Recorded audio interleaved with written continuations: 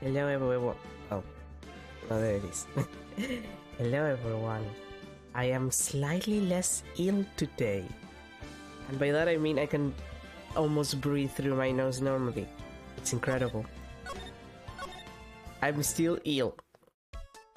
But I'm also suffering. Also, I forgot that I could do something with you. I forgot that I can actually do this. No. Thanks. I actually do have what I need for the look for Gumshoe. I completely forgot. I got my nose. Sorry. Yeah, you're still gonna have to deal with that. Okay. Alright, Detective Gumshoe, tell me the truth. What were you listening to? No way, pal. Now that you've made a big thing out of it, I'm not gonna tell you. We'll see about that, pal. Considering all the noise you were making while you were listening, it's pretty clear what kind of radio program it was. I'd say it was related to... lottery ticket. I'm right, aren't I? You were listening to the lottery results, weren't you? Again, sorry. I am better, but you're gonna have to deal with that. You thought you was right to win big, just like Glenn Elk did. It's like you can see right through me. Huh? I cracked him already? See, pal, that's why I say it was nothing. I mean, it is one luck, but still. I'm usually pretty lucky, so I'd figured I'd give it a try. No, Gumshoe, you're not. What's with everyone and the lottery? So, how did it go? I won 50 cents. It'd be better to win nothing at all than have a lousy back. I was so mad. Yeah, I know the feeling. How about the same kind of ticker Mr. Elksy, as Mr. Elksy? And they've got this special radio show where they announce the winning numbers. They even do drawings live on the air. It's intense, pal. I bet that's what Mr. Elk was listening to on the day he was killed. Yeah, what time is it now? It's just after 1:30. And now the lottery results always broadcast at the same time. Yeah, look, I got this flyer when I bought the ticket. Experience the most thrilling 10 minutes of your life. No. No, thank you. Millionaire Radio, that sounds cool. I want to try it, Nick. Then buy a ticket, Maya, with your own money. Can I present anything else?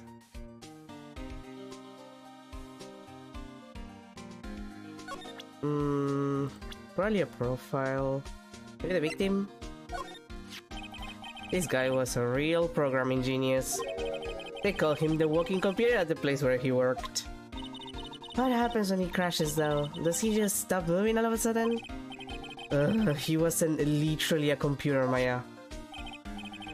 Anyway, there's nothing between Maggie and the victim. Yeah, that's what we found out yesterday too. Hey, Detective Gumshoe, don't you have any information that's a bit more fun? Fun? Oh, I know. So, have you paid a visit to where Mr. L worked yet? You might as well. His workplace? Where's that? A computer firm called Blue Screens Inc. or something like that. Sounds like a real stable company. This could be fun, Nick. Let's go. Computers are really my thing, Maya. We'll be fine. I know all about that high-tech stuff. I wonder about that. It's just around the corner from this joint. You should take a look. A computer firm called Blue Screens Inc., huh? Okay, but I wanna go to the kitchen again.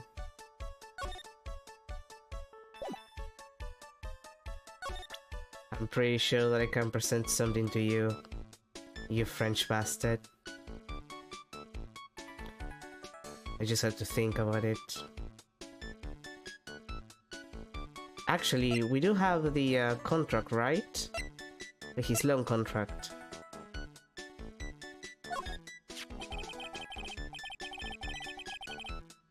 So long as that paper exists, I am a delightful engine with slight broken wings. An angel, huh? Doesn't bode well when you think about it. Oui, they kept on asking me month after month. In the end, I had to give in. I agreed to help them. Help them with what? Maybe if I did not owe them the money, I would have refused. But my hands were tied. Please, what did you agree to help them with? No, I cannot say. If I tell you that woman, she will slice me up.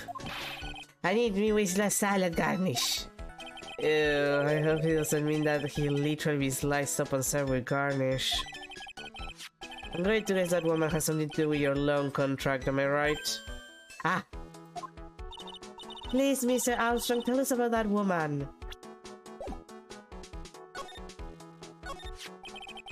The one who was here earlier, I think that she's, What has it come to this? What a tragedy! Suddenly I find myself so deep in the depth. It is a sign of the bad world we live in, huh? No, I'd say it's more of a sign of the bad culinary skills. You're not good at your business, my dude. The woman who was here, the scary woman, she's from the loan office. Loan office? Is that where you borrow $500,000 from? Oui, then the lender it is called. I don't trust any place with a name like that. Catchy name, just hearing it makes me want to borrow some money. Please, you must not borrow from them. If you must, no more than $10. $10? Sounds like your whole monthly stipend, Maya. Hey, I get a bit more than that, thank you very much. So tell the lender is a loan office you borrow $500,000 from, huh? I wonder if they got anything to do with this case. I am a weak woman. When I am upset, I have to buy something nice to cheer me up. Thanks to him, thanks to...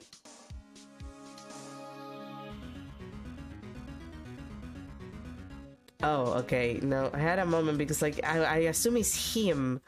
But I have a moment about, like, the rest of the line, and I just had to read it quietly for a second, so I knew what the fuck I was looking at.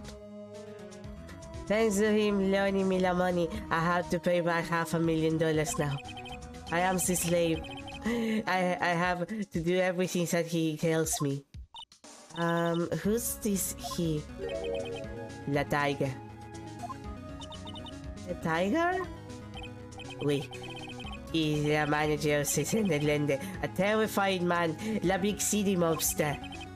When he shouts at me, my knees are trembling and his voice is ringing in my ears for 3 days.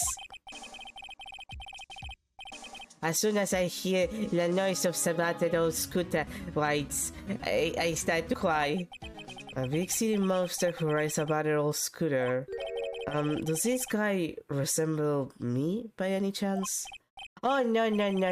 This man has a presence, a most formidable personality. Oh, he does have that spiky hair just like you. See, he has our resemblance here, I suppose.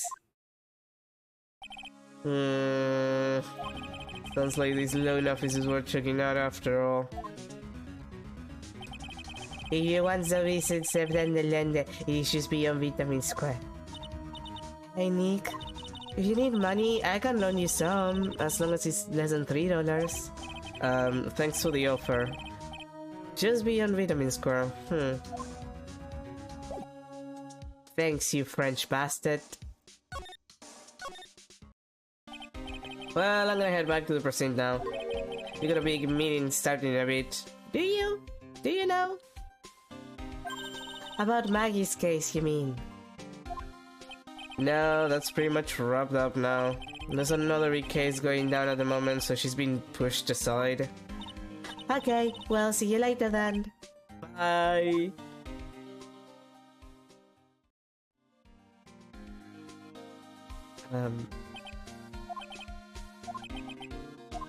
You better get going, detective, or you'll be late. Actually, I'm kinda gonna have a favor to ask. It's a big one. A favor? Yeah, it's for, Maggie, actually. I was kinda hoping you'd give this to her for me. What is it? It's a lunchbox. I got up early so I could make it. Aww. I've been real worried about her. She looked like she'd lost a lot of weight. Detective Gumshoe. How many weenies are in here? There's not a person on earth who could down this much meat. You think? I love weenies. That's what she said. I can't get enough of their tender juiciness. That's what she said too. So will you give it to her? It took me ages to make, so please say you will, pal. I can't exactly say no, can I? A tenderly handmade lunchbox. Fill the stomach with love and plenty of weenies. Maybe I'll eat it myself if I get hungry. None forget, okay? I'm confident yet to give it to Maggie. Yeah, I promise. He's finally gone. Oh, she's not here. God damn it, Maggie.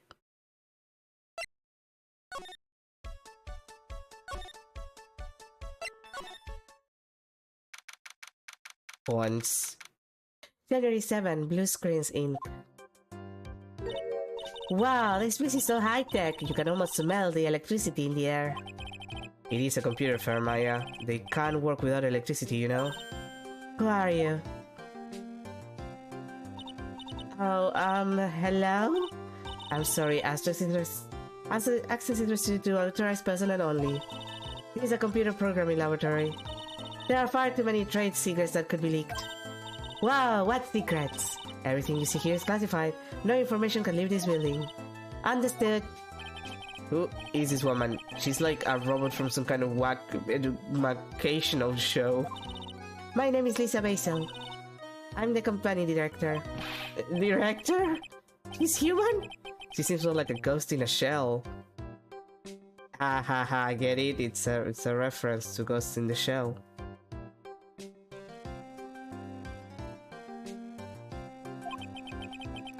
And that thing over her eye... Is that the same device as Glen Elks? That's an DMH, right? Nice try, but it's the other way around, Maya. It's an HMD.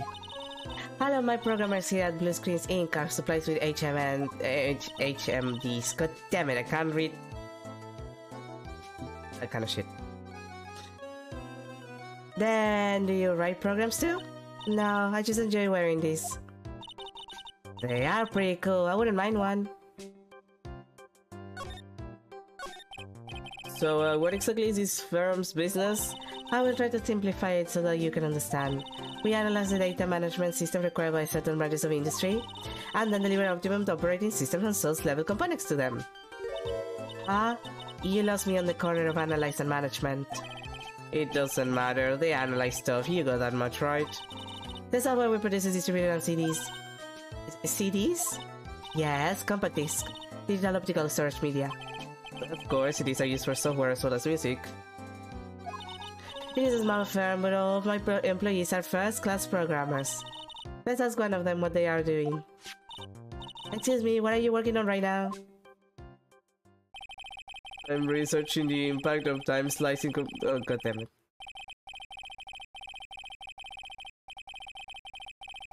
Uh-huh. Yeah. Well, you get the idea. This is the sort of thing we are involved in. Did you good people follow all of that? Yeah. Your blank stare just said otherwise, Maya. You know about what happened, right, Miss Basil? You mean Glenn being poisoned? Yes, I know, it's terrible. Can you tell us anything that might be helpful? I don't think so. A police officer was here earlier too. I couldn't tell him anything either because... the witches who committed the crime has nothing to do with Blue Screens Inc. Oh. How about Mr. Elk's desk? Have you cleared it out yet? No, not yet. This is one right in front of you. If there's anything that might be useful to you, you are welcome to take it. I guess there might be a clue here somewhere.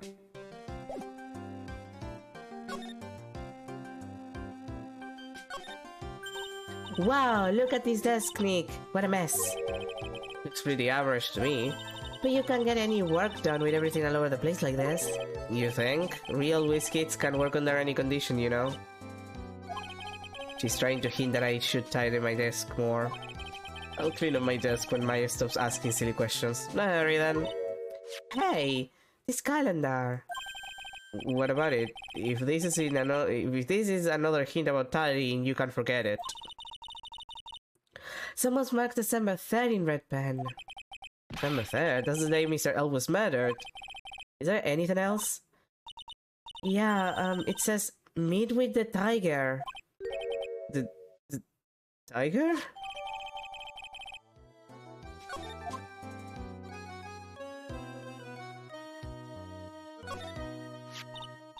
Wow, look at this mess. Those are their old betting tickets. What kind of betting tickets? For betting on which horse will win a given race, they're horse racing tickets. Oh, whoa, his drawers are stuffed full of these.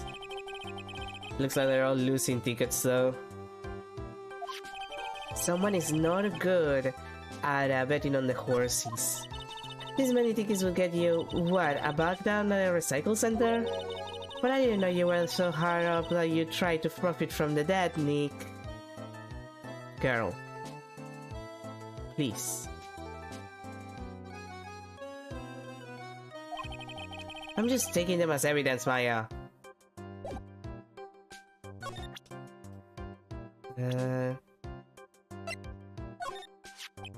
About Mr. Elg. He was a top programmer. I would even say he was a genius. But he did suffer from 1 or 2 bugs in his personality. Oh, like what?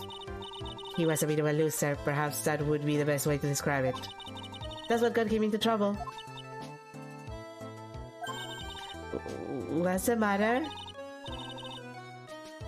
He was a top programmer. I would even say he was a genius. So he was really no trouble at all. A model employee. Hey, wait a minute. Just now you said something about him being in trouble. We got to find out what this trouble was exactly.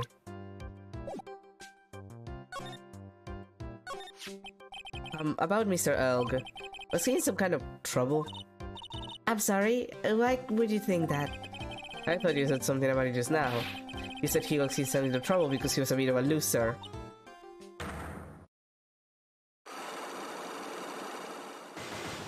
Oh, hi! 3 Cyclops? I guess Mr. Elg is like every other man with his own pile of secrets. Imagine dealing with the French, terrible. I know, it's the worst. We might have to cross-examine the French.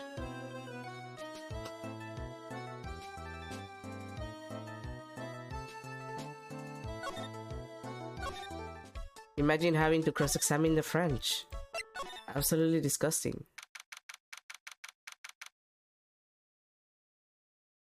By January 7th, Vitamin Square. I don't see any sign of Mr. Kudo. Do you? Maybe he went to buy another ton of bird seeds. I was kind of hoping he wouldn't be here anyway. At least, not for now. Besides, any more seeds today and I'm liable to turn into a real phoenix. I'm like slow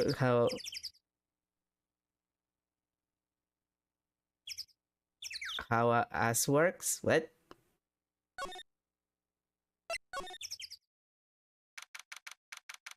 Win through compromise. That's a lie. Oh hey, a fake suit for my fake phoenix, right? Oh, he said Tony works? Okay. Oh, you know, it's just, you go places, you talk to people, you get screwed by people, you unscrew yourself from the screwing that people do to you. Sometimes you have to cross-examine a parrot, or the French, or a child. January 7th, Tenderlander. This place gives off a really strange vibe, doesn't it? Look, I'm not lying about the parrot. You literally do that at, like, the climax of the first game is cross-examining a parrot. Looks like the tiger isn't in his lair. And that is, as they say, a very good thing. Welcome. Talk about a creepy voice, it makes your soul want to shrivel up and die. The girlie. You're here to discuss alone.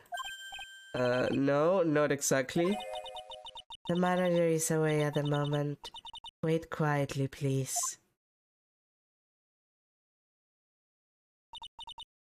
She's gone. Just like that. I guess we'll just have to come back another time. But this is the perfect opportunity, Nick. This place reeks of suspicion. Come on, Nick, let's take a look around, okay?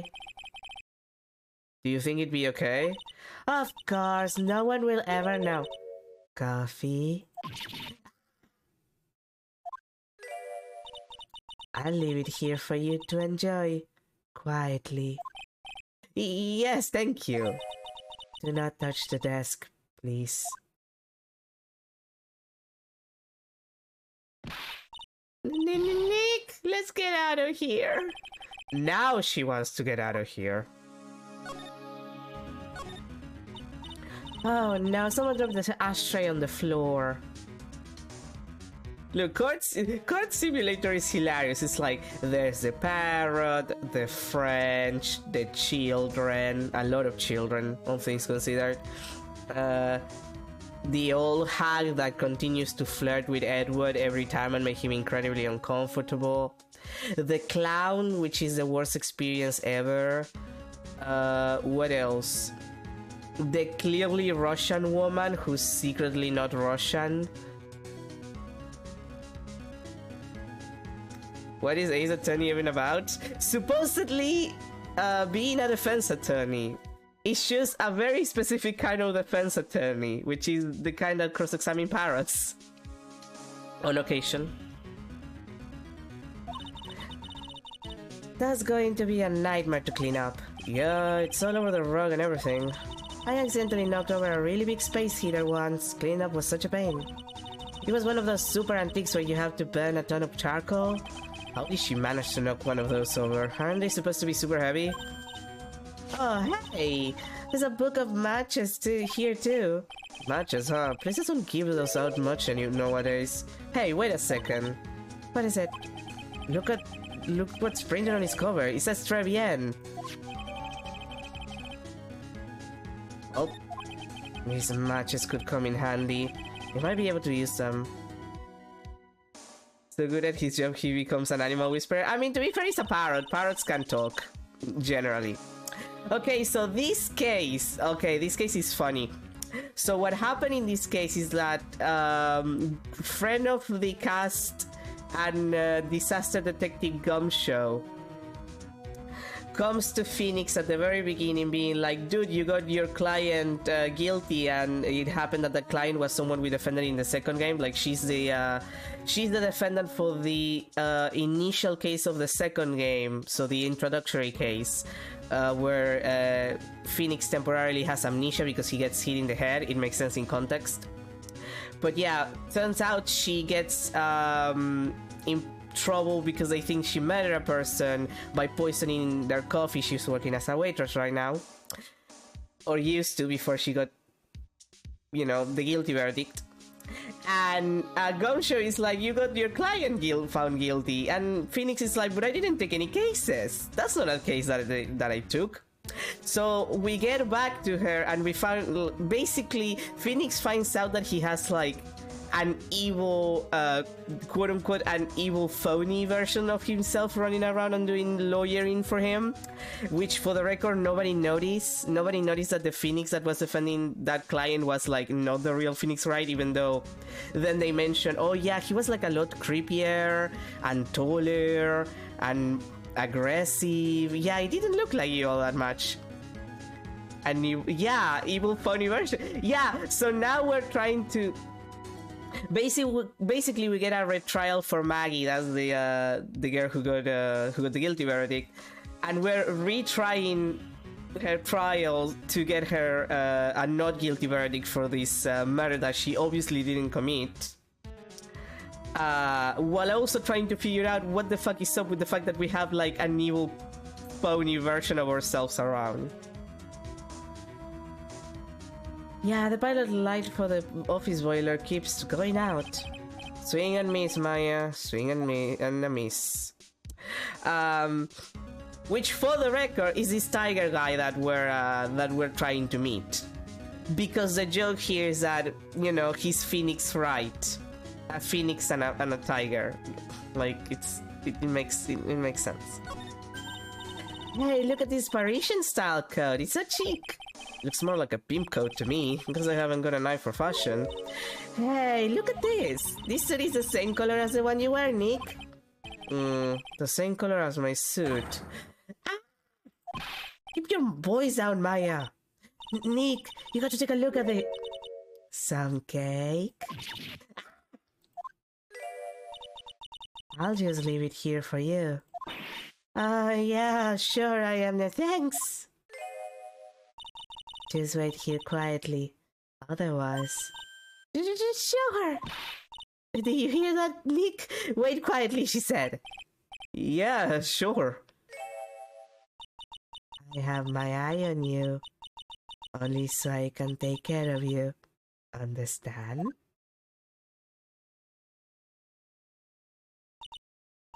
I'm scared, Nick. So, what were you getting so excited about before? Look on the lapel of this suit.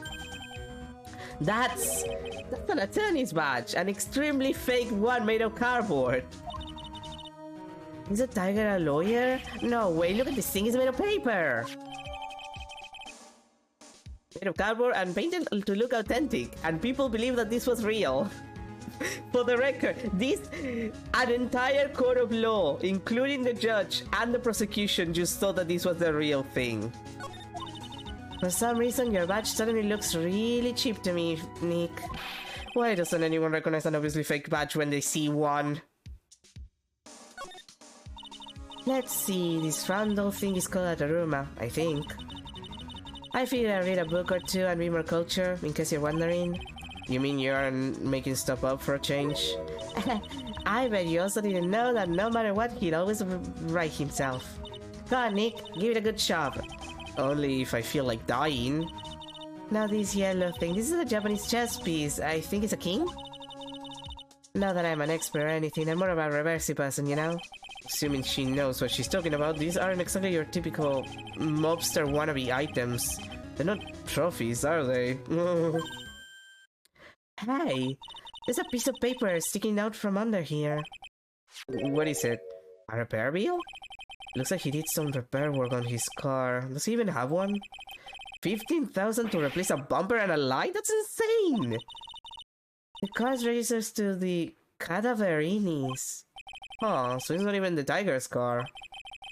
Why would someone else's repair bill be in the tiger's office?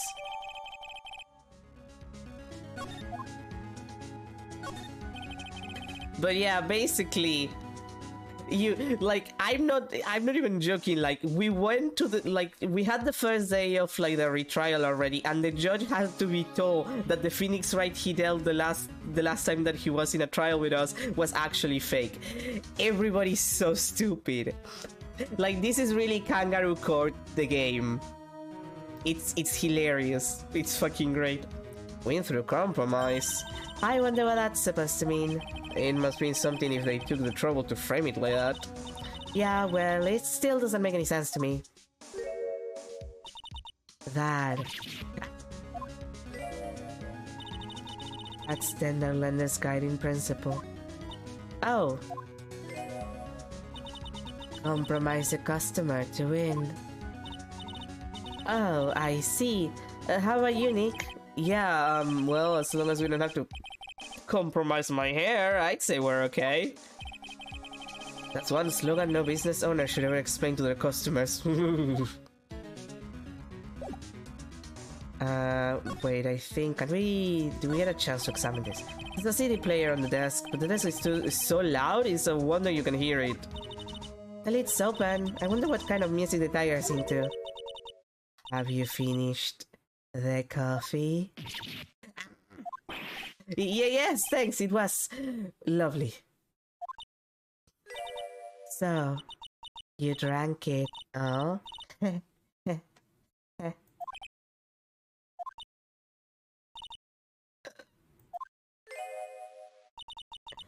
If you touch anything else that doesn't belong to you, there's always another cup. That coffee, it was laced with something, I'm almost sure of it. Nick, my stomach is killing me. Oh, wait, maybe it was just the burger I ate for breakfast. I sure hope so. We better take a look at that CD while we're still alive and have the chance. What the? What? It's not the Rocco soundtrack, is it? Claw of the Tiger? It's a demo CD. The artist's name has been handwritten on the disc in pen. MC Bomber. What? Must be the CD Maggie told us about. Let's listen to it. I bet it's heavy metal. No way, that one will make us drink more coffee if we do.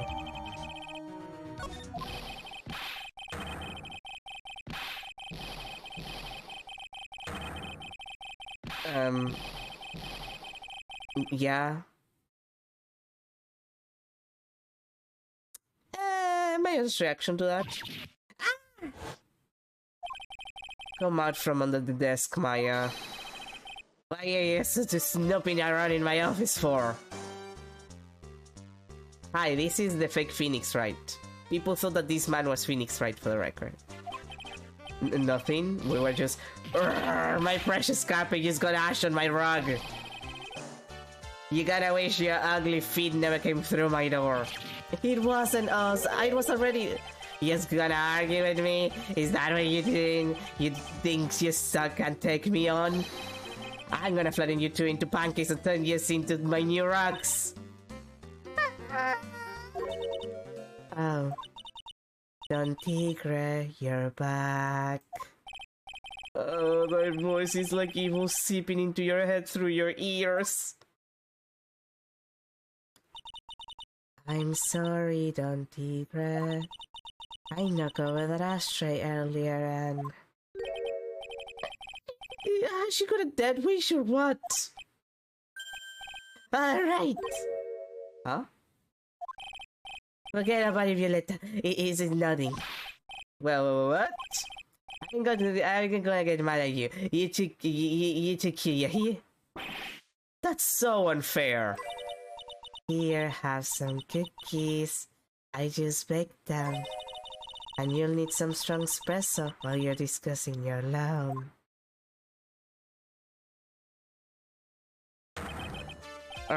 Phoenix, right? Yes? You say the crazy you're just plain stupid to chase after me. I worked so hard, but now you just gotta come and mess up my plan. So it was him. He's my phony. Yes, Phoenix. It's kind of obvious at this point, hon. But I don't care, no one gets in my way. What? I mean, excuse me? You skull and left the little girl at home, right? I have a few things that I need to ask. Now question, this is the last time we meet. Ah, wait, please! That was pretty weak, Nick. You waited until he was out of earshot before you shot it after him. Like you're one to talk, I didn't hear you scream hold it either. Espresso. And cookies. This woman is definitely not good for my heart.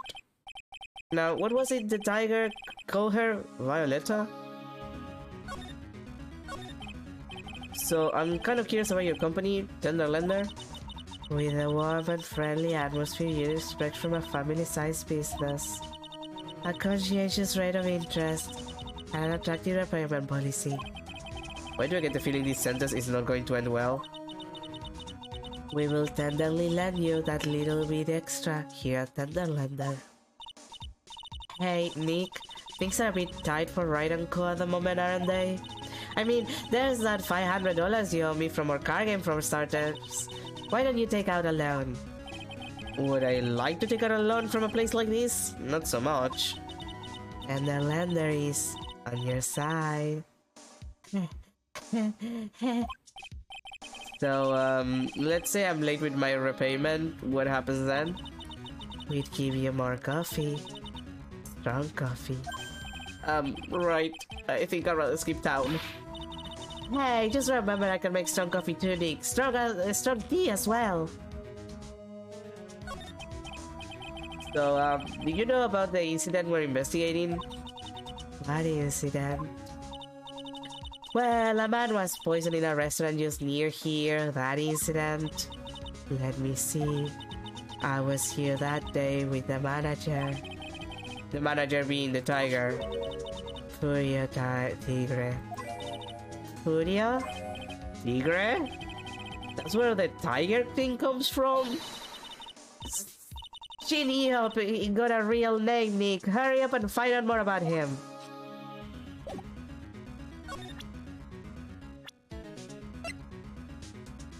Also known as the tiger. He's 42 too. Which is hilarious because Phoenix is 24. Can I ask about the tiger? I mean, Mr. Tigre? Cookie? Sure? How do you like my cookies? I make them myself. Go ahead, Nick. The honor is all yours. No, ladies first, Maya. No matter how I look at this, I just don't get it. What are the tiger and this scary girl doing working together? We are lovers. That's not exactly coming across in your tone of voice. And I owe Don Tigre my life. He's the one who saved me. The tiger saved you. Please address him properly as Don Tigre. Otherwise, I'll have to... Okay, Don Tigre, of course, I'm sorry. He saved her life. I'd sure like to know how that happened. I'm very frail, you see. Just recently, I died once. You died? About 4 months ago. The doctor said to abandon all hope. I guess they were expecting her to take a boat ride across the river Styx. But Don Tigre, he saved me. He gave up everything. Everything? When I found out what he had done for me, I was happy. No offense, but I'm finding that a little hard to believe. I decided I'd pay him back with my life by serving him coffee and espresso. I still wonder about what's in her coffee. So is that why you got that bandage on your head? Yes. So what's the story with the bandage? They put it on after the operation. Operation? It's just a little injury. A little fatal injury. Fatal injury? Maya just suffered one herself at the thought of it.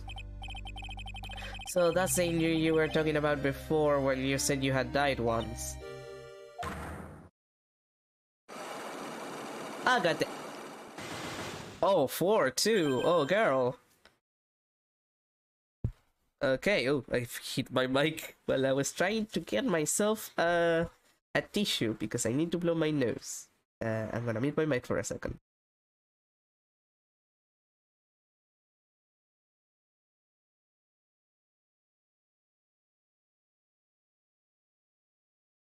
Nose blown, we can continue.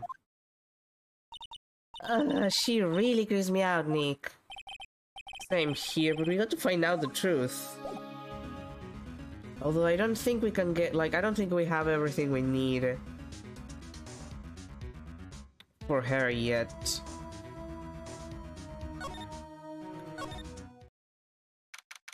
January 7, Vitamin Square.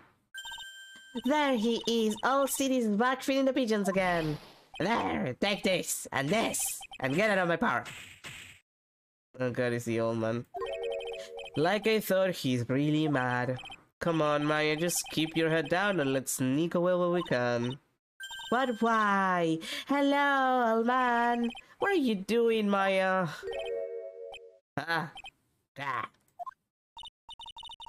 Hey, he just turned his back on us. I'm not surprised. I bet I really hurt his pride in court this morning. Hey, Mr. Kudo. Pigeon. Look, we really need to talk to you, alright? On with the demons. In with good fortune. Ow, ow, ow, ow, seats, shell splinters. Painful.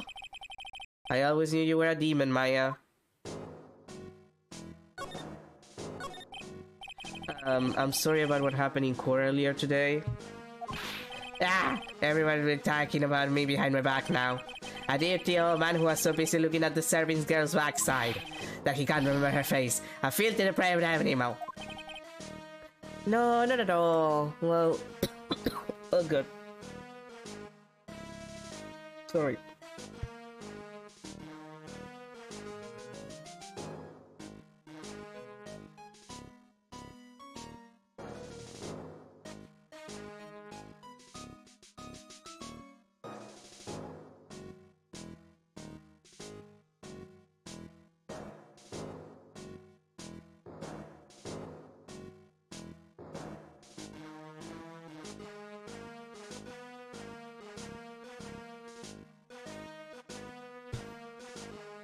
I just choked. This is why you shouldn't stream while you're ill, girls. Girlies never stream while ill. You will choke. Are you listening to me, boy? I don't care what you say. I saw that waitress put it in. That's what she said. She put some white powder into the young lady, into the young like cappuccino. I hear you. And another thing the young lay about was wearing an earpiece. On the same side as the lens of his broken spectacles. Well, we're really sorry. So I made a little mistake about the way. So what? Sorry. I know what I saw, I tell you. Okay, take it easy, please, Mr. Kudo. Don't tell me to take it easy, you spiky hair brat. Take this! So you said you were a craftsman, right? Ah, the modern world casts honest craftsmen like me outside in droves. Surely it's not that. I come from a long line of craftsmen, right back to the time of the shoguns. Do you hear me? I didn't become an embroiderer, I was born one. Actually, I'm kind of in the same situation myself. I wanted to stick my fingers up that dribbling old judge's nose and scream right down his earhole, objection. Oh, so do you want to become a lawyer when you were young? I don't think that's quite it, Maya. I think he's just in a bad mood, that's all. I got a tsunami of frustration inside and he's ready to burst out. If we let him start rambling now, we might never shut him up. What should I do? Suck it up, old man. I guess I better let him talk. So there's not much call for craftsmen these days, then. Of course not, you idiot. All I'm good for nowadays is running errands. Errands? Everyone takes advantage of the elderly. Buy some breadcrumbs, take the dog for a walk, granddad. Feed the pigeons, old man. What am I, some sort of 2-bit community handyman? Well... Buy some bread, now that I can understand. But what's the point of feeding some city pigeons? Why don't people say what they mean? Get lost, that's what they're trying to say. Ah yes, I'm just an inconvenience, you see. At home, at the restaurant, I'm just getting in the way, don't I? I'm sure you don't. Wait a minute, what did you just say? At home and at that restaurant? Hold up, by restaurant, are you talking about Trevian? You get asked to run an errand there too? Yes, I did, the very day that that young brat was poisoned. What? So on the day of the incident, what were you asked to do? Glad you asked, boy, because I'll tell you what I was asked to do. All of a sudden, a young lad slumped over the table. The serving girl collapsed. And I broke that vase. It all happened so fast, I was in a bit of a daze, you see. Then the owner showed it over to me. Excusez-moi, you call the police. Call them yourself, I should have said back, but I didn't think of it at the time. So did you end up calling the police?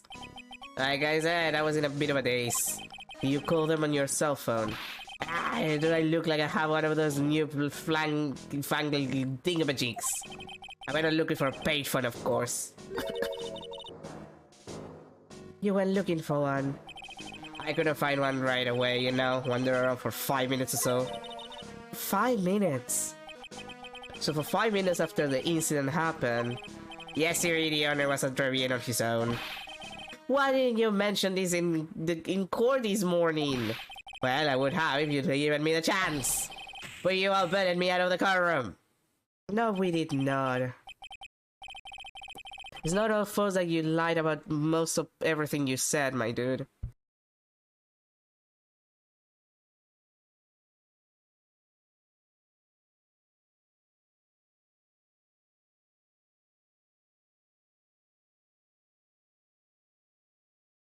Sorry, I had to blow my nose again. Thank you, Mr. Kudo. You've certainly earned your kudos for today. Wait a minute. If that's the case, there's more. I got more to say. Yes, I remember something else. Bailiff, walk his balls. Escort the witness out of the courtroom. It's not my fault. You're the ones to blame. You could have at least told us before we got to court. Is it really that important that Mr. Kudo was the one who called the police? What's important is the unaccounted time before the police arrived. The victim was dead, and Maggie was unconscious, which leaves that man alone in the restaurant. Mr. Kudo might have been chased out of the place on purpose. What do you mean? Maybe a certain someone didn't want him in the restaurant. Sure, you go ahead and say I was in the way as usual. I suppose I should have been getting myself covered in pigeon poop instead, We need to get more details about what exactly happened. From Maggie, and from Mr. Armstrong.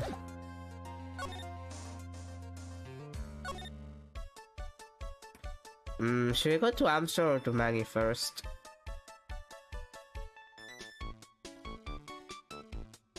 Probably Maggie. I feel like Armstrong is not gonna answer us until we talk to, until we get stuff from other people. January 7, Detention Center, Visitors Room. Oh, Mr. Wright! Hello, Maggie. So, they finished questioning you? Wasn't it just unbelievable in court today, sir? I'm going to stay up all night and blog about everything that happened. Weren't you scared? It was pretty touch and go in there.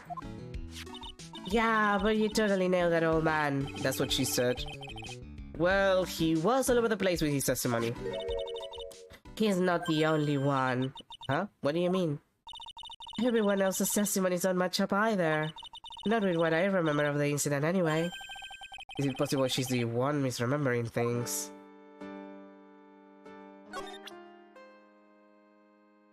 First and foremost, have your lunch. Oh, yeah, I got something you're going to love. Really? What is it? A lunchbox just for you. Here. Wow, a lunchbox? Winnie's too! I can't believe it. Thank you, sir. Did you make this just for me, Mr. Wright? Nah, it was Detective Gumshoe. Who else will make such a nice lunchbox for you? Detective Gumshoe.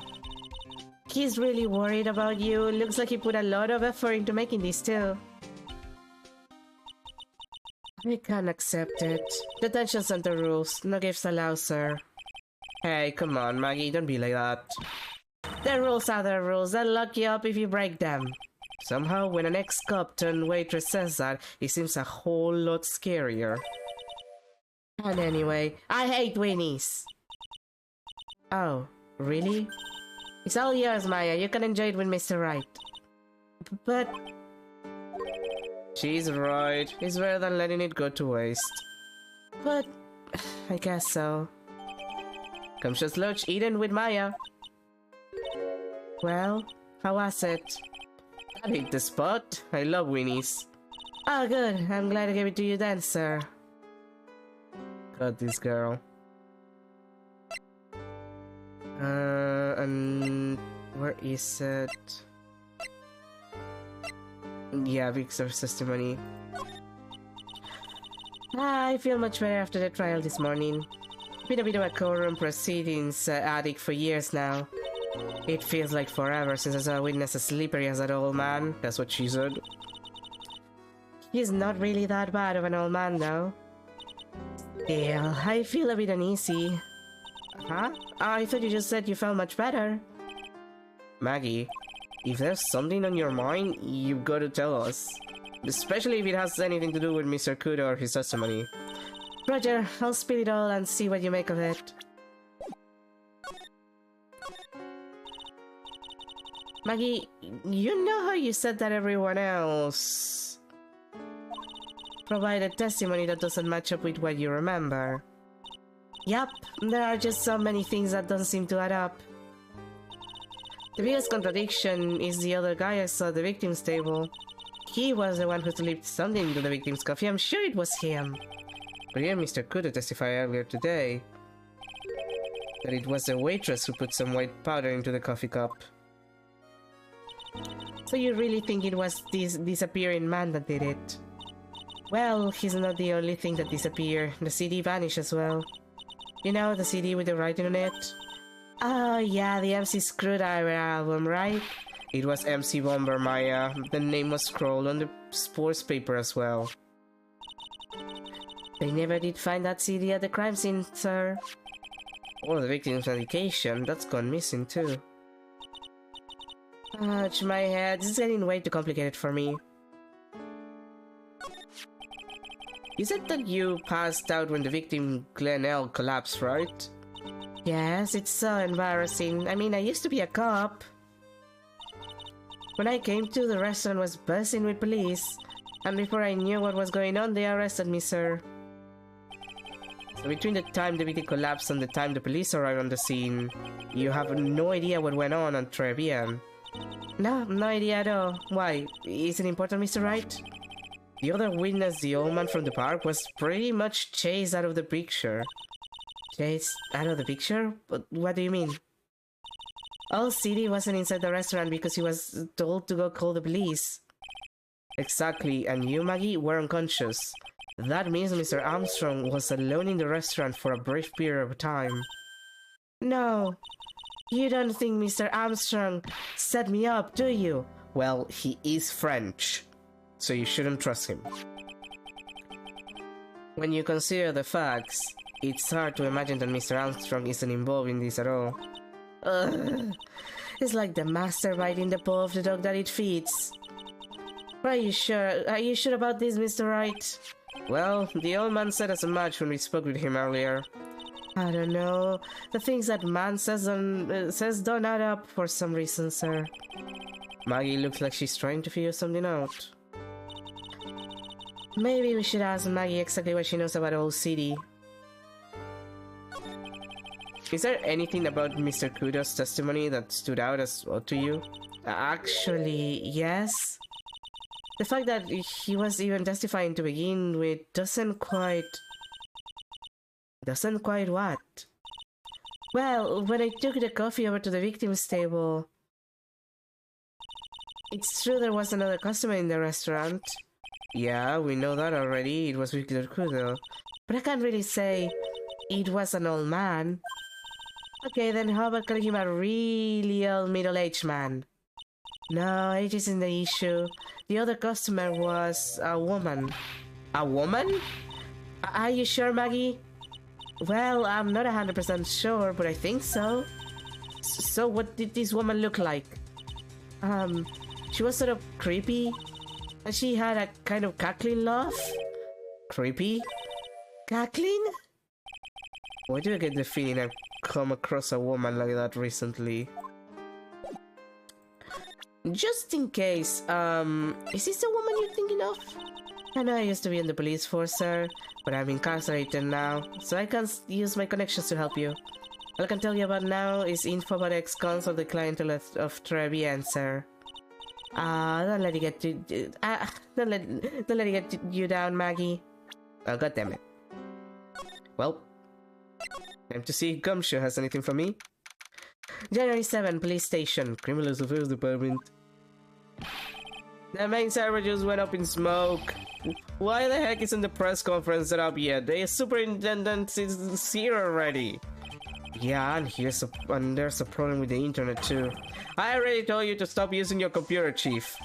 But I'm watching videos online. I'm catching up on my Asian soap operas. It's gonna have to wait, Chief. I'm throwing the switch. No, just when some young guy was about to confess to his son's hot-to-trot girlfriend. Wow, this place is really buzzing. Something must be going down. Something really big. Huh? What are you doing here, pal? Detective Gumshoe. You can't be here right now. You'll be roped into the briefing if you stay. Huh? We got big problems here today. Why? What's going on? It's a virus. A virus? A virus? It's a virus ripping through the precinct's computer system. But I really need to ask you some questions. Starting with the CD. Detective Gumshoe, about this. What? I'm trying to concentrate on Maggie and the virus right now, so Ah! This is it! That's the stupid name I remember now! I thought so. Here it comes. Don't you just nod to yourself and kill me in the dark, Nick. What's going on? It's okay, Maggie. You don't have to cry about it. The name scribbled on the sports paper and written on that CD. That's the name of the virus. MC Bomber. What? Yeah, the virus that just infected every computer in the station, pal. It's MC Bomber. Can you give us any more details, please? And before that, I do need to check Violetta. That's the girl who works over at Tenderlander. You wanna stay away from her, okay? I mean it. She does look kind of unforgiving, doesn't she? That should be the least of your worries, pal. What's that supposed to mean? What could be worse?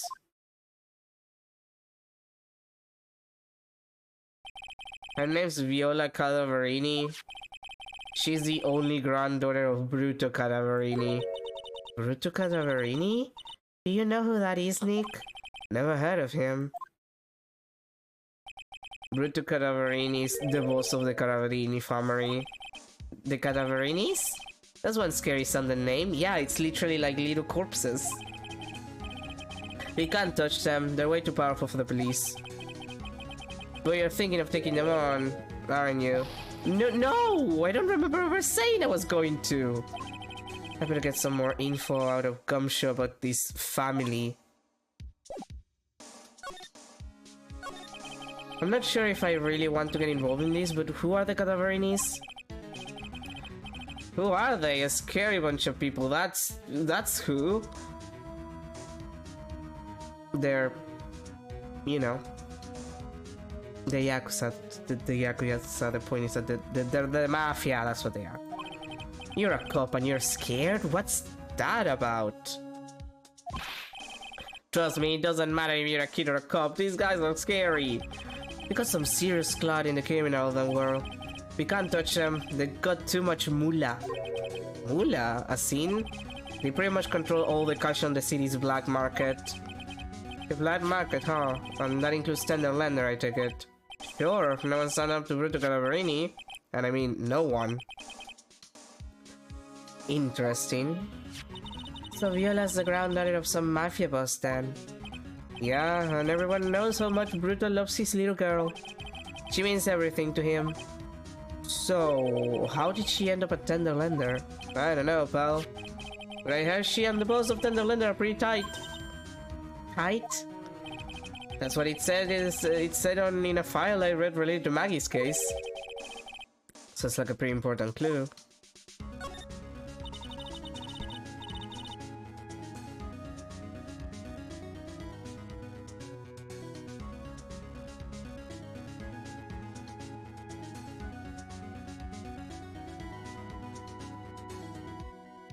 Sorry, I was blowing my nose.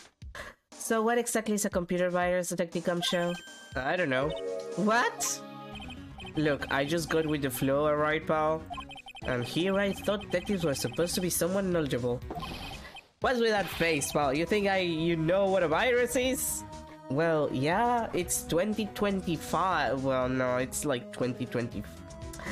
It's like 2005 in the Phoenix Wright universe at this point, I think.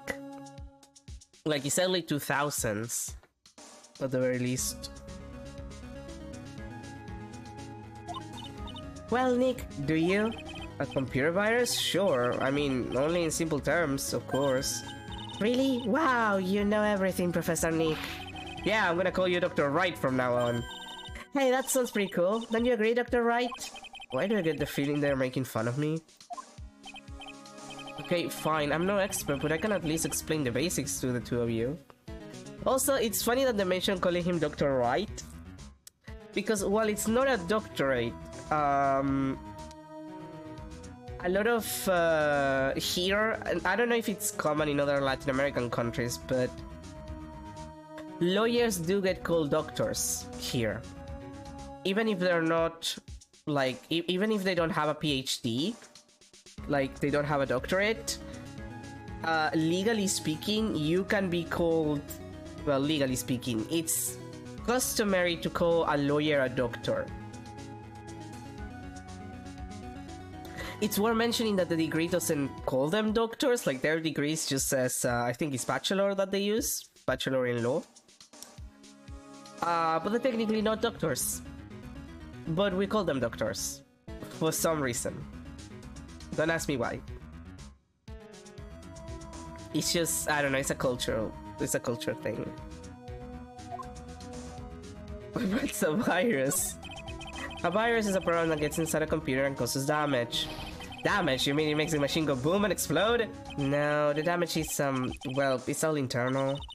So the inside goes boom, right? Imagine all the case data you got stored on your PC here in the station. A virus could wipe all of that. That's the kind of damage I'm talking about. Whoa, that's scary. Yeah, and what's even more scary is that viruses are infectious. Infectious? Most computers are connected together on a network, right? A virus can move from one machine to another over the network. So the virus just keeps spreading faster and faster. Just like a real virus, huh? But Nick, why would anyone want to make a program like that? Because it's funny. Yeah, it takes ages to type in all that data. Why would you want to destroy it, pal? Because it's funny. Oh, you know, ransomware is very popular. No, people don't infect their own machines. They send the virus to someone else's. What? That's horrible. Oh, I get it. It's like you sneezing on Mr. Goddard so he catches a cold. Right, then he wouldn't be able to turn up in court because he'd be too sick. You really shouldn't do stuff like that, Nick. It's wrong. Who? What? Where? When and why did the conversation jump to talking about me? Anyway, that's what a computer virus is. A bad program that causes damage. And all the different viruses have names, right? I kind of feel like I've heard the name of the virus we caught somewhere before. The name of the virus, huh? I feel like I've heard of it before, too. We already knew about the MC Bomber virus from a while back. A group of criminals issued a series of demands to the head honchos of law enforcement. They threatened to release the virus if their demands weren't met. Classic ransomware. I guess it doesn't count as ransomware because the ransomware technically infects you and then you have to pay the ransom to not be infected anymore. And in this case it's more like, if you don't do the thing, we will put the virus and you will suffer. But it kind of has the vibe of ransomware in a way. Threatenware, I guess. Like, it's a threat. If you don't pay, you will get virus. Who are they? I don't know. Some hotshots from the criminal underworld would be my guess. And now the virus has been released, huh? Yeah, it's in every computer, in every public office in the city. Everyone's going nuts. They're hopping around like they're dancing at a carnival. All this stuff with criminals and viruses, it almost feels like we're in a sci-fi movie. Apparently the programmer who made the virus was a real genius or something. The focus right now is on tracing the route of this virus on the black market. You mean someone put this virus up for sale? Yeah, and because this one's so powerful, they're estimating its price tag was in the millions of dollars, pal. In the millions, a virus could be worth that much? Well, I can't believe it. I almost forgot the most important thing. And that is? You know, the lunchbox. How did everything go? Lunchbox? You remember the weenies? I hate weenies. Oh yeah, those weenies. So, how did my weenies taste when they went down the hatch? Well, it was delicious. Yeah, that's what she said. Really? Well, not exactly. Don't worry about it, pal. I figured something would happen, so I came prepared. Prepare? What do you mean? I made a jumbo lunchbox. Oh. Do me a favor again, pal, and deliver this. This sure is a heavy burden, in more ways than one. I can just imagine Maggie's little eyes sparkling with joy when you bring her that. Weenies again, Nick. Tell me we don't have to eat all these too. Gumption's lunchbox given to Maya. Again. I really can't eat anymore.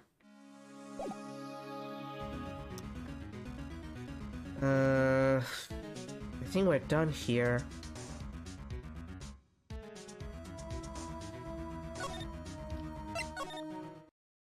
Oh.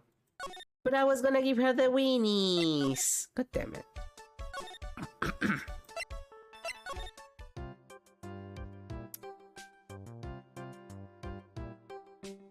Okay, I think that with this information, we should be able to do her looks.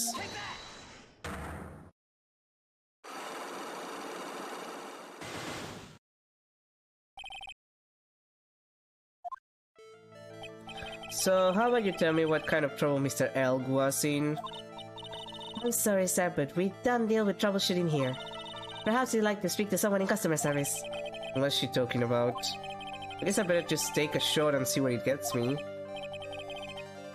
Miss Basil, let me ask you something. Did Mr. Elg troubles have something to do with this?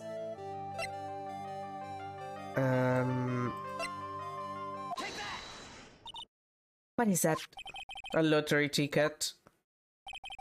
There were a ton of these on the victim's table at the scene of the crime. And what is the relevance of that? The victim, Mr. Glenn Elg. He had a gambling habit, didn't he? I don't think that's a logical conclusion based on that facts. Everyone dreams of being rich. Even I listen to Millionaire Radio. She's right, that is a bit weak on its own. But Mr. Elg's gambling wasn't restricted to the lottery, was it? That would be the horse racing tickets. The lottery, horse racing, he bought a lot of tickets and lost a lot of times, almost like he had a gambling addiction. You know, I don't say this very often because I hate them. But Gacha would have fixed this man. That's good to have hurt his wallet pretty bad, don't you think? Maybe bad enough to be the cause of some pretty serious trouble, perhaps? No! You're right, Glenn did have a gambling habit. You good people must not follow his example, do you understand? Trust me, even if I wanted to, I don't exactly have that money to buy any. But if you win, there's no problem, is there? And Glenn had a winning ticket, didn't he, for $500,000? Yeah, but... It's hard to imagine how he could have been in trouble then, isn't it? It's true that Mr. Elg won $500,000 in the end. But that was his first stroke of good luck. He was in deep trouble before that. Deep trouble? What do you mean? Mr. Elg's real problem was with someone or something more terrifying and ferocious. Probably, worst character, Hi Furio. God, this old man, 78. Furio Tigre, the boss of a loan office called Tenderlander. Tenderlander. People with business should think harder before naming their offices. Like you're one to talk. Well, what do you think? Our firm is doing very well at the moment. I don't think we need to borrow money. No. I mean about Mr. Elg. You think Glenn had something to do with this Furio Tigre? Yes? I'm sorry, I don't know of any connection between the two of them. Really, because I got proof that Mr. Elk and the tiger knew each other. Now wait, my evidence. Yeah, here, Glenn's calendar. Furia Tigre, aka the Tiger, is the boss of a loan office called Tenderlander. This is who Mr. Elk met with on the day of his murder. And the only thing a loan shark would talk with him about would be his debt. No! It's true that Glenn had racked up quite a bit of debt from his gambling habit. About $100,000, I think. $100,000? Ouch! But I heard he won the lottery, so he should have been in the clear. Shame Maggie couldn't get a bit of that good luck. Okay, so the guy got lucky and won the lottery. But what if he hadn't won? What was his plan then? Well, this isn't easy to say, but he said he would use his talents to repay the money. His talents? I suppose he was talking about programming. What computer program is worth $100,000? Well, to be fair, if you ask Adobe any of their products. Perhaps you good people should leave so I can get back to my work. I'm so close to cracking her. The program in question, was it by any chance this? Well, this is it, isn't it? This is a virus that's infecting computers worldwide as we speak. MC Bomber. No!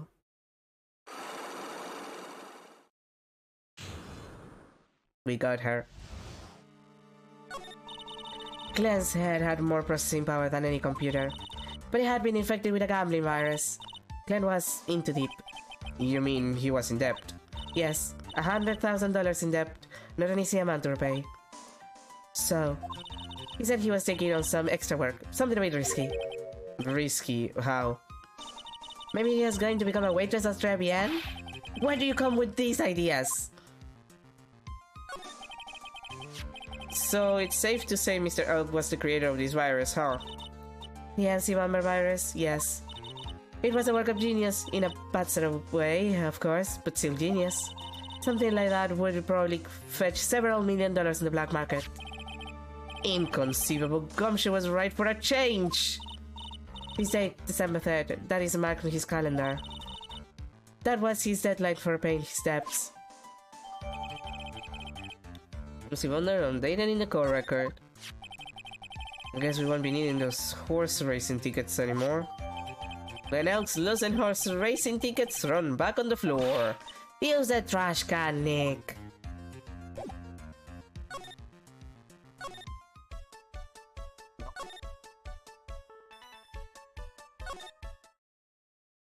Wait, no, I need to go to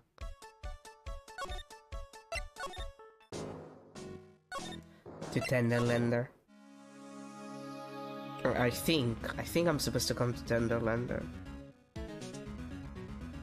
Because I should have what I need for Viola's thing.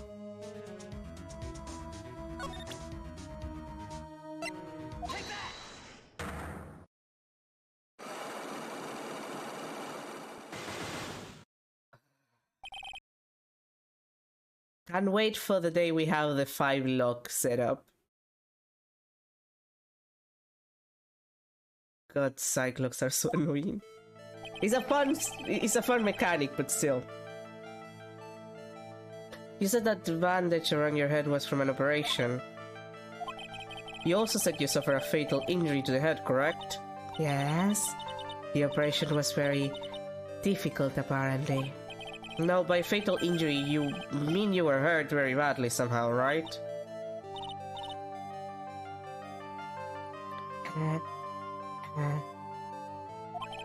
Did the injury in question have something to do with this? Yeah, the repair bill. I have here a car repair bill. From this, it seems pretty obvious that this car was involved in an accident. Let me see that. This bill is made out to the Caraverinis. Yeah, yes it is. I don't think I ever introduced myself. Tell me, what do the Cadaverinis have to do with me?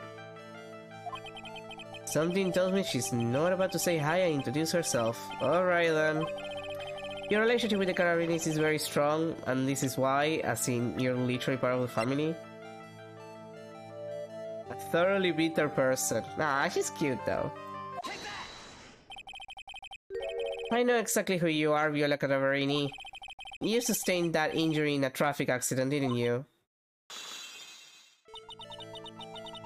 It happened about 4 months ago. I was driving in one of our family's cars when someone pulled it out in front of me. It was a motorbike or something like that. I don't remember it much. Anyway, I swerved to try to avoid it, but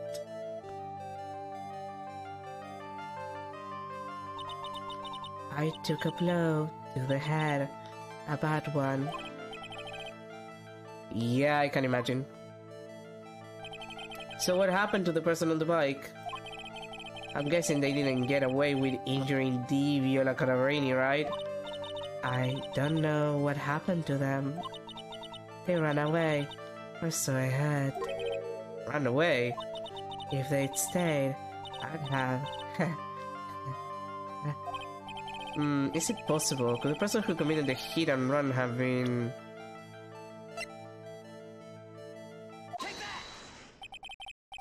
It was this man, wasn't it? He was the cause of your accident. It wasn't Don Tigre. I refuse to believe it. We collided, the motorbike and my car. But Don Tigre isn't injured at all, is he? It was a tiger who caused Viola to crash. I can feel it. It was one of her locks just broke, so she must suspect it was him too. I'm sorry, Miss Cadaverini, but I have proof that the tiger was involved in a traffic accident on his bike. Where is it? Where is it? There it is. The scooter. It's not exactly a motorbike, but Mr. Tigre rides around on a scooter, doesn't he? And you'll notice that the front wheel guy is badly damaged. Miss Cadaverini, you know the truth, don't you? This repair bill was paid by Furio Tigre. The Cadaverinis have known for ages who caused the accident, haven't they? It's possible, perhaps. Somewhere inside me, I know that may be true. I knew it. But Don Tigre still saved my life. The operation was very complicated. It was very expensive. How much are we talking? Very, very, very expensive. He seems kind of hesitant about giving me an actual figure. I should back off. Well, anyway, it was the tiger who paid for it, right? After I recovered, Don Tigre told me. He said he paid for the operation because he cared about me. I believe him. Really? But do you honestly believe that to be true? Do you want to know what I think? I think the reason he paid for the operation wasn't because of you, but someone else. El Guampa. Perhaps I shouldn't be saying this, but your grandfather, Ruto Cadaverini, controls a lot of dubious cash, right? And you are his beloved pride and joy. Sure, I don't know exactly how much the operation cost, but if you weren't the granddaughter of Mr. Cadaverini, do you think Mr. Tigre would have paid the money? Yeah, no, he absolutely wouldn't have. $1 million. Whoa, that's expensive.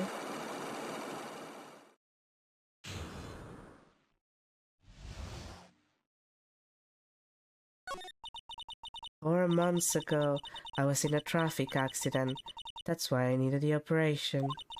When I woke up, They told me it was nothing serious, a simple procedure. Oh, really? Well, I guess if she recovered in 4 months, it couldn't have been too long.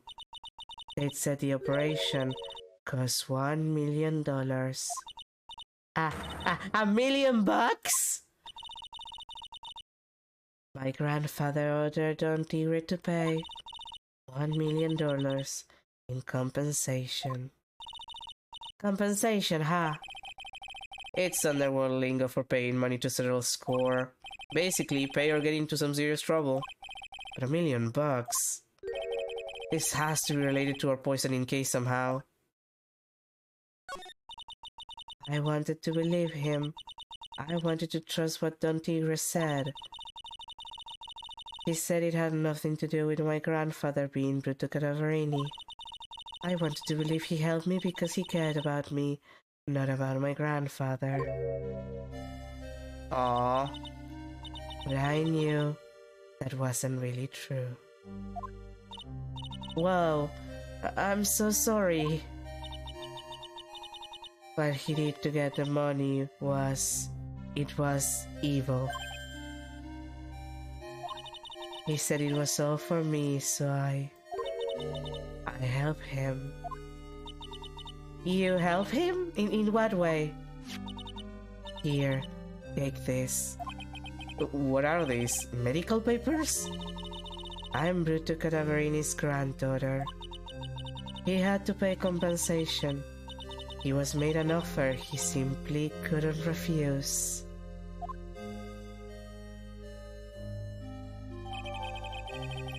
$1 million bill for cranial surgery. Payment was due last year.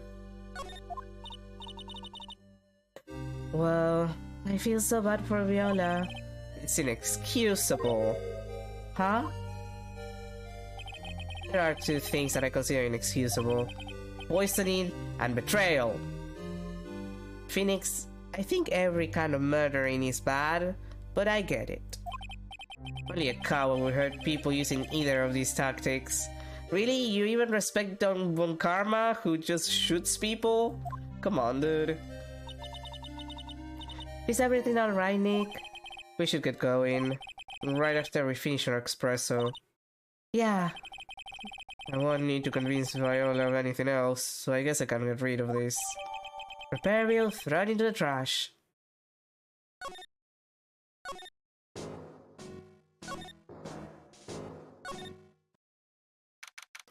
January 7, 12 p.m.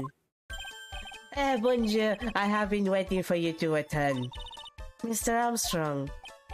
Good timing. I'm sorry, it was me. Good timing. I was hoping to find you here. Would like to ask you a few questions. Well, he hasn't got anything to say to you fellas. It's Shin-Hyup. What are you calling Shin-Hyup? Come out from under the table already, Maya. Okay, hand it over. What? You just wanna play games with me? I don't recommend that. The medical papers now. Oh, I think he wants Viola Cadaverini's papers back. You mean these? The $1 million medical papers? Miss Cadaverini trusted you. That's why she said that she helped you. Forget about it. That girl's dumber than an eggplant. You just wanna know what's sad? I'll tell you what's sad. And it ain't only your face. She thinks she's got power because she's Bruto's little girl. Now that's sad. I can't let you have these papers.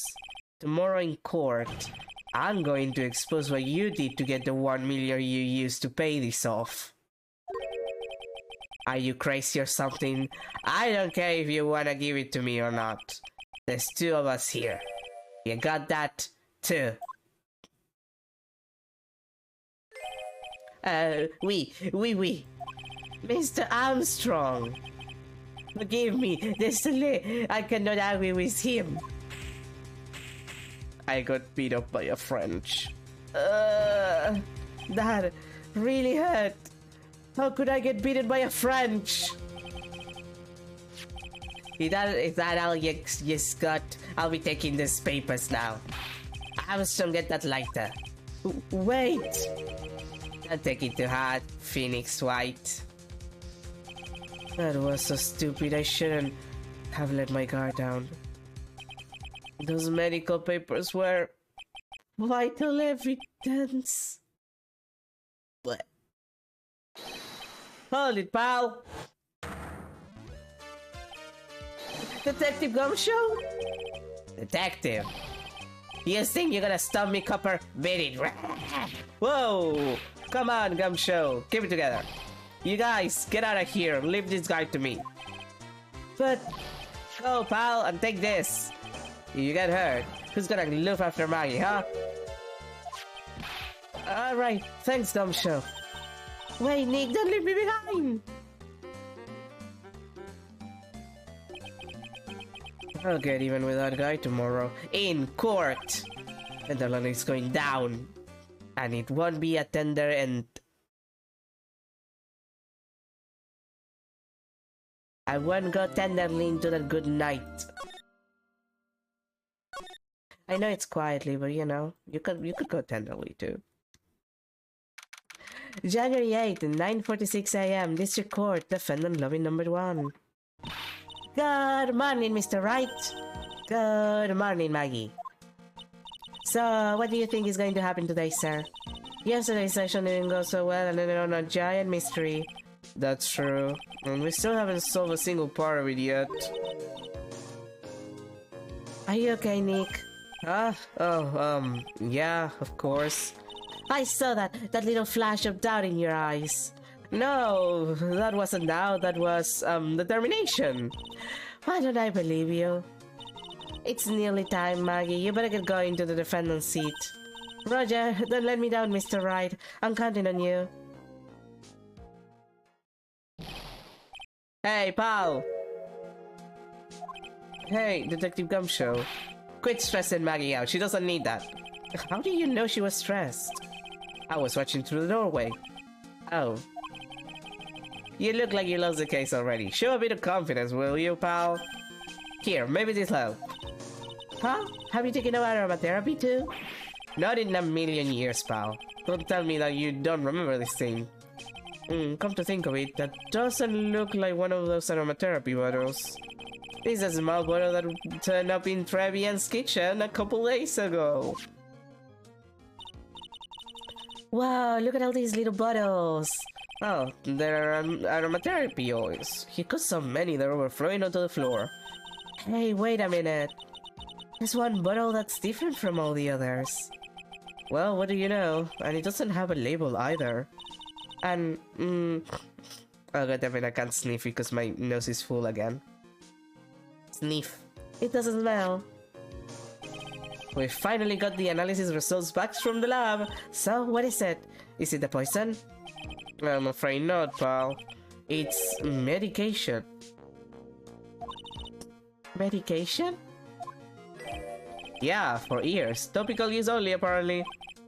Ears? You mean...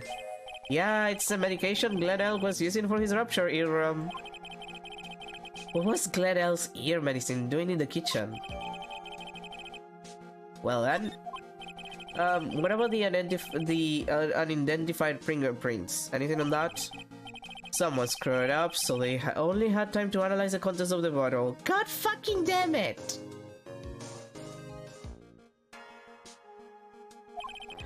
Another hour, they might have gotten something on the prints, but... that's going to weaken its impact as a piece of evidence.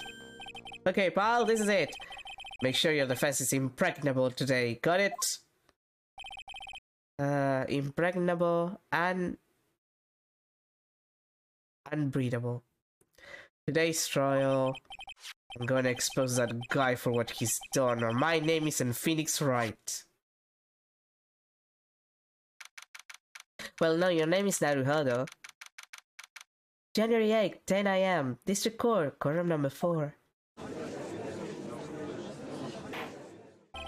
Court is now in session for the trial of Maggie Bird. The defense is ready, Your Honor. Hi, Godot. Ready and waiting as always, Your Honor. Very good. Then we'll get underway at once. Yesterday we had the testimony of Mr. Victor Kudo. He claims to have witnessed the defendant putting the powder into the victim's coffee. However, the witness's testimony was plagued with a number of problems. The mark on the rim of the cup shows that the victim drank from it with his right hand, but according to the old man's testimony, he picked it up with his left hand. Thank you, Mr. Godot. Furthermore, according to the witness's account, the victim was listening to the radio with an earpiece in his left ear, yet the victim's left eardrum was ruptured, which made him effectively deaf in that ear. It's amazing how many contradictions a single case can have, huh, Nick?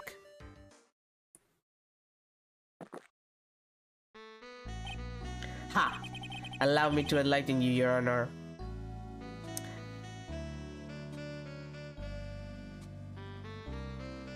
I'm considering if I should leave the intermission here, so I can get myself some coffee. Because it's a nice music. It's a good music for the background. And you know what? Yeah, I'm gonna do it. Intermission time. I need to get myself some coffee. And also blow my nose again.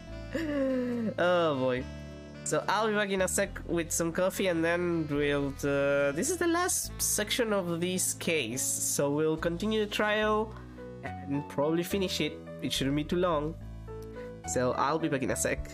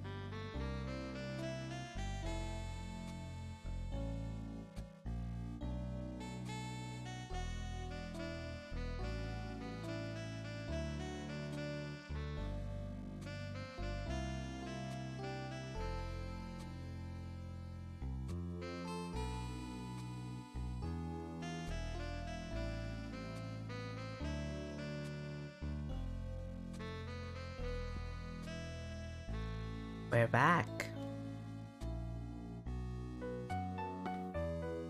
This is just so relaxing. Anyway, where were we? Alright, the beginning of the trial, right. Allow me to enlighten you, Your Honor. The world, you see, keeps turning, and we must turn with it. You lost me already, Mr. Goddard. Don't let the mysteries of yesterday mystify you today. Okay? Only losers think like that. Damn. You got to change with the times. That's one of my rules. How many rules do you have, my dude? Are you implying you've resolved these contradictions? You know the answers to these riddles? The old guy wasn't just throwing seed in here, he was throwing us off the scent.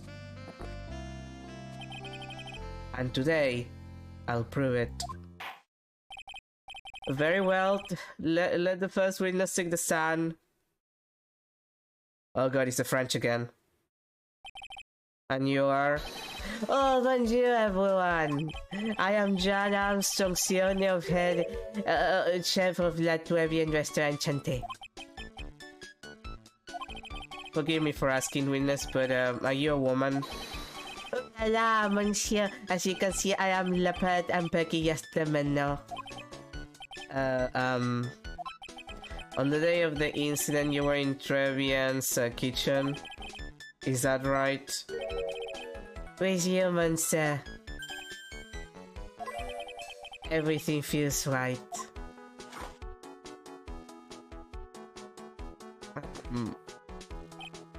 Ha! Whoa, he's totally unfazed. Doesn't anything intimidate this guy? Phoenix, some people are not that affected by their own sexuality. I'm just saying. Why haven't you married Edward yet? Very well, your testimony, please, witness. Please tell the court what happened that day at Trevian. Oui, volunteer.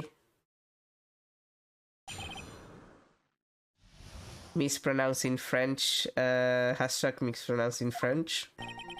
Well, it happens, we're just two customers in my restaurant.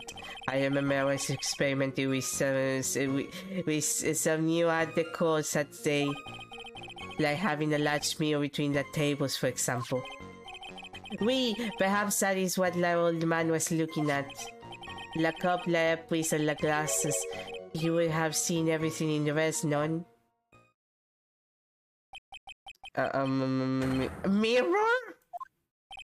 Oui, un grand mirror. La most enormous mirror. And suddenly the mystery disappears. Like I said, the world keeps turning, so roll with it. That would explain the coffee cup and the earpiece conundrum. The mirror would have made everything appear back to front. What the heck? It's way too early in the morning for this to be happening to me. Now then, Mr. Wright, you may begin your cross-examination. Yay!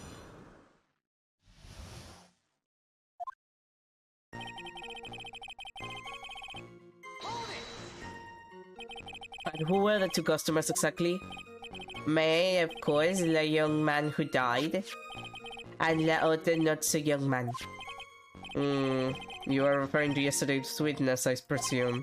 What about the other man Maggie says she saw at the table? Something tells me Mr. Armstrong isn't planning to disclose his existence. We need some hard evidence before we can bring him up, don't we? I guess I'll just have to try a different approach for the time being.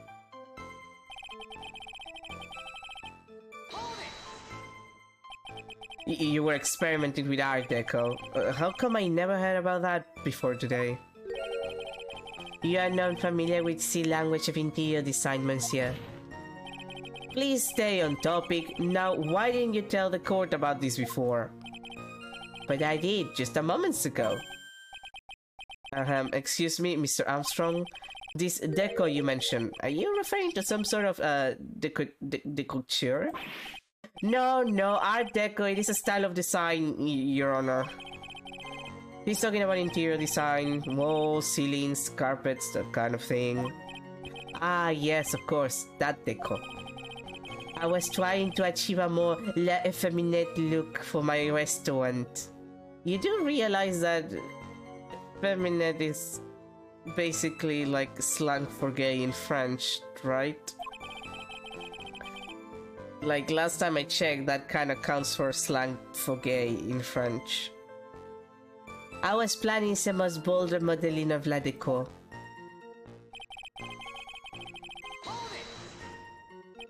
How big of a mirror are we talking about here? Boof, something about 4 meters wide and we about 2 meters high. Let's see, if 1 meter is about 1 yard. Holy, glass in a frame, that's huge. Phoenix, a meter and a... I'm pretty sure 1 meter and a... It's not 1 yard. I was intending to install it on the ceiling eventually. The ceiling. Was there a mirror on the ceiling? I don't remember. May none, but I decided not to go through with it in the end. What should I do? Should I ask him more about the mirror or not? If you really had such a large mirror in the restaurant, someone would have noticed it. But there's nothing about that mirror in Mr. Kudo or Maggie's weirdest testimonies. But... you didn't ask right. You have only yourself to blame for such a sloppy work. What? A mirror was delivered to Trevi and the day before the incident. Really? As Mr. Armstrong testified, he was carrying out some design changes. And as it turned out, he didn't actually use a mirror in the end. This just doesn't add up. Even if a mirror was delivered to Trevian, it doesn't prove that it was in the restaurant on the day of the crime.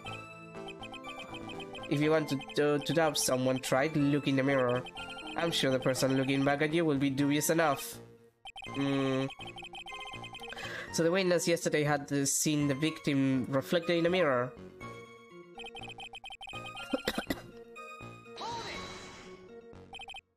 Normally, I'd expect people to know the difference between a reflection and a real object. Normally, how does normality come into this? That's lame trite, even for you. Huh? Are you trying to say that if something isn't normal, it isn't possible? Is that it? Where does that leave the porky-headed lawyer and the top-notch chick over there? And the ungodly cool guy with the mask over here? Well tried?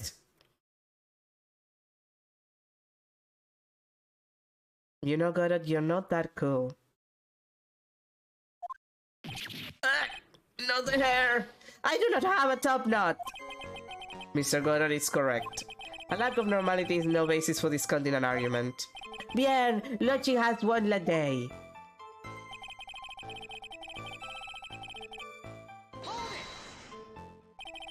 Everything, he would have seen everything in reverse. Oui.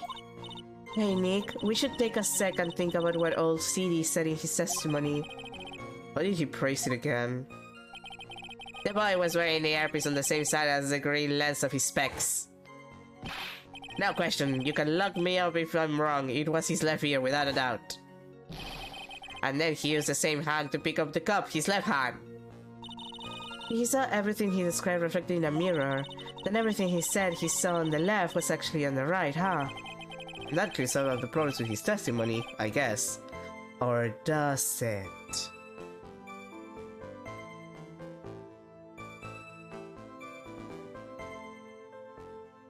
Or does it? Ha! It's kinda hard to believe everything's the fault of a mirror, but... do you think all CD saw everything through a reflection? If he did, it would explain all the contradictions in his testimony. But that just makes the situation worse for Maggie. There's gotta be something in that old man's testimony, we just gotta dig deeper. And then...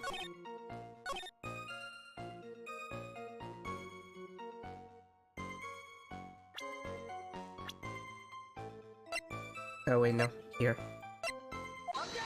I got you your French back set. The coffee cup, the earpiece, and the HMD. Let's think back over Mr. Kudo's testimony for a second, shall we? The boy was wearing the earpiece on the same side as the green lens of his specs. No question, you locked me up if I'm wrong. You can lock me up if I'm wrong, it was his left ear without a doubt. So, to summarize, we're told both the HMD and the earpiece were on the victim's left side. Now, if Mr. Kudo saw that as a reflection in a mirror, it means both the HMD and the earpiece were actually on the victim's right side. Exactement! You see, monsieur, now that you think about it, it is not so hard, no? Unfortunately, that's where we run into a monumental contradiction with the facts. If Mr. Kudo really did see everything in a mirror, why is it that the HMD is now on the wrong side of his head? Order! Order! Mr. Wright is correct. If the witness generally observed the victim reflected in a mirror, then we would expect the victim's eyepiece to have been over his right eye. How bitter. Try, you should have a taste of this bitterness. It'll calm you down in no time. Are we talking about your coffee or something completely different? You don't understand the way the witness thinks. How he thinks? You remember this, I presume? I broke the vase, sorry, apology, I mean Mr. Kudo's sworn testimony? Exactly, the old man has one very grievous habit, other than throwing seeds. The more of an impression something makes, the more muddled his mind makes it. And what's the most striking thing about Mr. Elg? Clearly it's the victim's eyepiece. And that's my point, the old man strikes again. Mr. Elg's HMD made a big impression on the old man.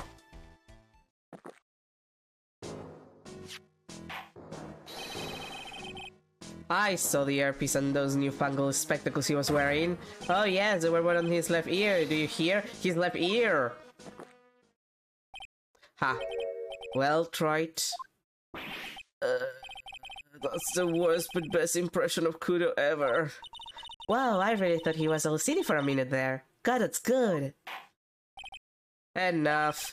I must agree that yesterday's witness was irresponsibly rushing much of his testimony. Bad luck, Nick. Looks like the boil of a contradiction you found is just a rush. A mirror can be beaten by a handful of seeds, nor can it lie. So, what exactly was the old man looking at? Fill us in, Mr. Armstrong. Go on, tell the court. We're all ears.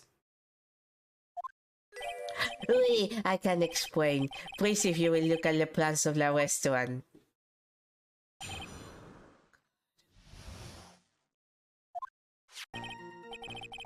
Hello, everyone sitting comfortably.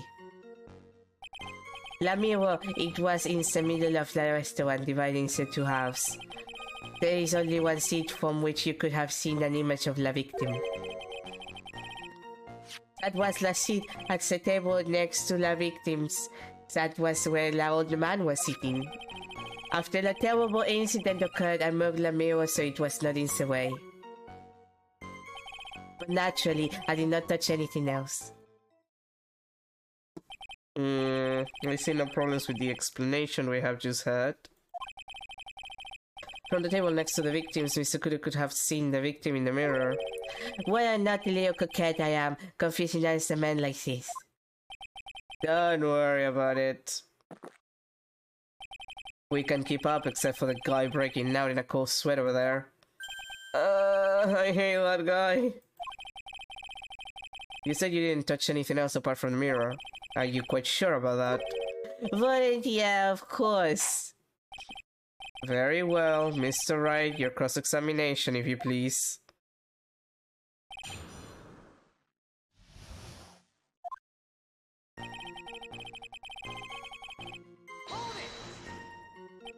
So, run this by me again. The mirror was here, correct? We? Really? Because I know if I were you, I wouldn't have put a mirror there. It would be in the way. Look who's talking, Trite. Huh? You're obstructing my view, among other things. But this is my seat in the courtroom! Trevian's charm is that it gives you the impression that you're the only costumer. Temporarily placing a mirror in that spot would hardly be in the way. Unlike you, trite. I tell you, Monsieur Lamieux was in the middle of the restaurant. And where will that be? Oh la la, look how you lean toward me. I always attract the younger boys. Maybe I should keep you in suspense a little longer. Mr. Armstrong, tell the core what you know at once. I attract the older ones too, you know, handsome. Shall I tease you too?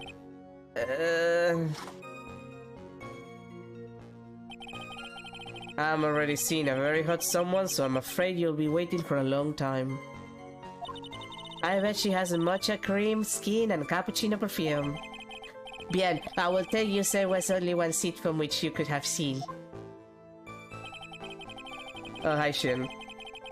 We are dealing with the French. So why can you only see the victim from that particular seat?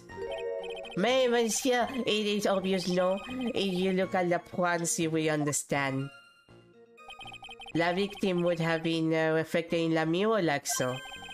If you were sitting at the table next to him, you would see everything, no? So that's the seat he was sitting in on that day. When the poisoning happened, that old man was sitting at the table next to the victim. Why does that seem kinda odd? There's one French I would defend, and that's Gojira. There's at least one French that is defendable everywhere. But on the other hand, the French, they just are. You moved the mirror while Mr. Kudo was off calling the police. Oui, exactement. I carried it out of la restaurant then. You moved a huge mirror like that over yourself. What can I say? I know how to pick up things, handsome. Goddard actually laughed at something. Well, given the witness's physique, I suppose it is possible. Did you move anything else from the crime scene, Mr. Armstrong? I look like the obliging type, no? British versus French issues and you Winston Churchill versus Napoleon. The issue is that they didn't kill each other. They could have. Are you sure about that?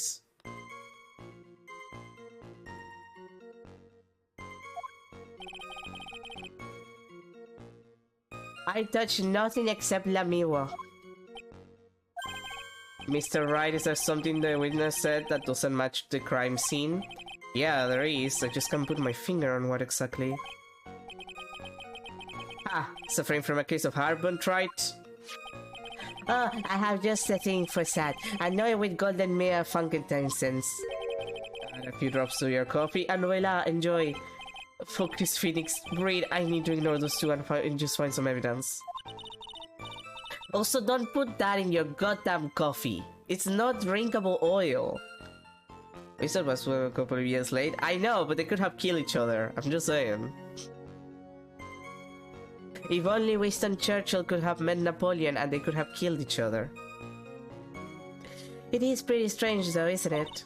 I mean, nobody mentioned anything about a really large mirror. I think someone would have, but Maggie didn't, and neither did Old City. Then the only logical explanation is that there was no mirror inside Trevian that day. Now I just got to prove it, somehow.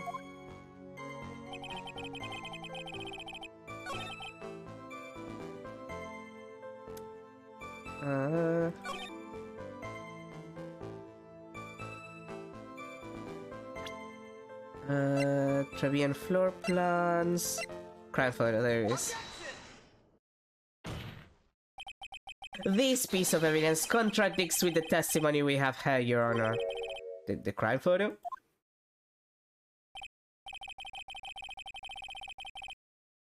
Very happy with the product of my son done yesterday. Ah, congrats! Yes, this photo clearly shows something that theoretically should not exist. What on earth do you mean by that, Mr. Wright? Should not exist? Huh, sounds like you're describing yourself, trite. Now then, if the defense would please clarify its statement. What is the something that should not exist in this it's the base. I think it's pretty obvious that this is what should not be in the picture. The vase? What possible connection does that have with the witness's testimony? Your Honor, I'm telling you that there should have been no vase on this table. Because it very clearly contradicts with this piece of evidence.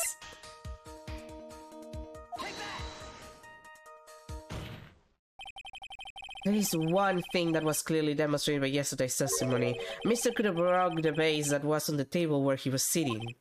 And yet, as the court can see, there is an unbroken vase on the table next to the victim. Why? Because Mr. Kudo was not in fact sitting at the table next to the victim at all. Don't be an idiot, right? That's impossible.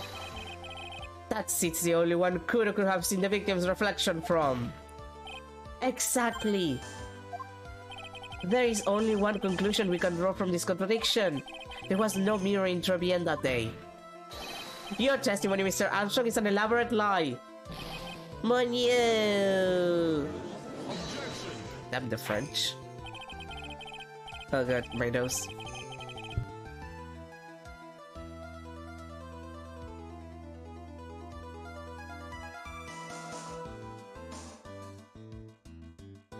Sorry, I had to blow my nose there.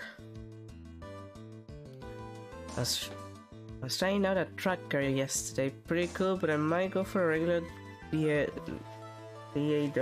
because I gotta spit something out fast. Yeah, that's understandable. Got my nose. I'm still so ill. Don't try to confuse the court, right? Obviously, the witness cleaned up the vase, while the police were taking their time getting to the crime scene. Unfortunately, Mr. Goddard, that doesn't quite work for me. Mr. Armstrong already testified to the contrary. In his own words, I did not touch anything else except the mirror.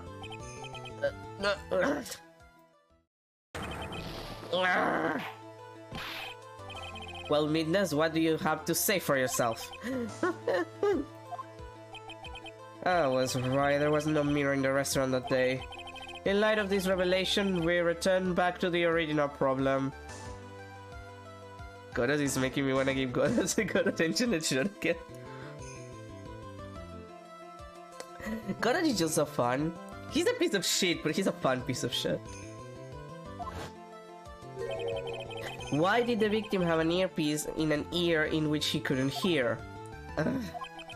You only get one shot in life. There's no turning back. You want to claim that the mirror wasn't there, tried? Then this problem is all yours. How do you explain what the old man saw? If I can answer these, then I'll be that much closer to the truth. I can feel it. Are you going to be okay? Can you really solve this contradiction, Nick? It's more than just this one contradiction, Maya. What do you mean? Remember what Maggie told us? There was another man at the victim's table, and there was a sample CD on the victim's table. It all flies in the face of Mr. Kudo's testimony. And I think I know the reason why nothing in this case is adding up. Kinda funny how somewhat accurate the sanity not included version of him actually is just more douche bro. It is! To be fair, I feel like it's almost closer to his pre-quote-unquote dying personality, in a way.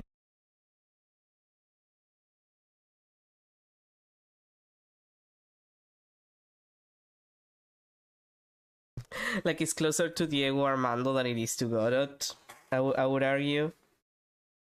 It still works, I mean, it's the same guy, but it might be just closer to Diego Armando.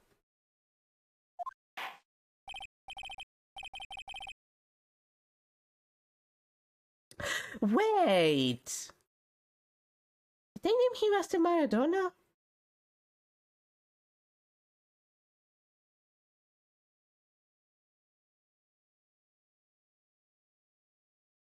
I like my coffee like I like my woman is the line I just remember randomly and I laugh. That's such a good one. Well, Mr. Wright, let's hear your answer. Yes, Your Honor. The reason behind all the contradictions in Mr. Kudo's testimony is simple. Mr. Kudo made a mistake. No. The victim was a phony. This case is riddled with contradictions, yet there is one very simple answer that clears them all up. And what is that? The incident Mr. Kudo witnessed and the incident the victim experienced were two completely different events. What? Yes, the victim that Mr. Kudo saw wasn't Mr. Glenn L. at all. It was an imposter. A Mogus! A phony pretending to be Mr. Elg. Obviously, unlike the victim, there was nothing wrong with the imposter's left eardrum. That's how he ended up wearing the earpiece in his left ear by mistake.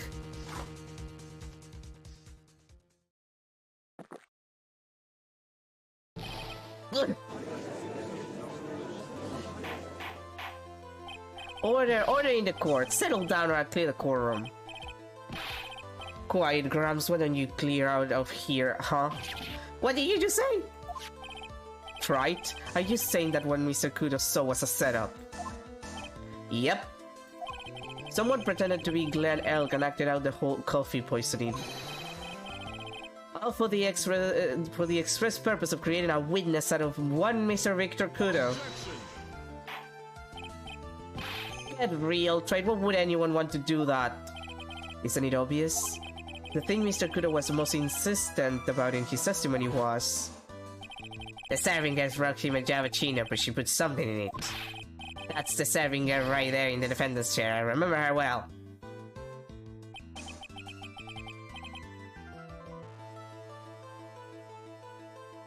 You have photographic memory, Con. Whenever you feel heightened emotion, you either remember a funny moment or a painful moment, but not somewhat useful stuff unless stressed out. Okay, but I would have photographic memory, so I think that is fine. Like, I don't know, I feel like that's still good. It's so hard to believe, but there was one and only one reason to show Mr. Kudo this fake poisoning. To show Maggie Baird in the act of poisoning the coffee. Are you insinuating that the waitress in the old man's story was a fake as well? It's true that there were no other customers in the restaurant at the time, but... It's also true that the chef was there. You would have noticed what was happening. That's right. Well, witness. If your restaurant really was the scene of such theatrics, you would have known about it, correct? Ooh la la, this is most difficult for me. No, it's quite simple. All you have to do is testify. You're under oath, after all. Was there in fact a phony at Trevian that day? The defense demands that Mr. Armstrong tell the whole truth about what happened.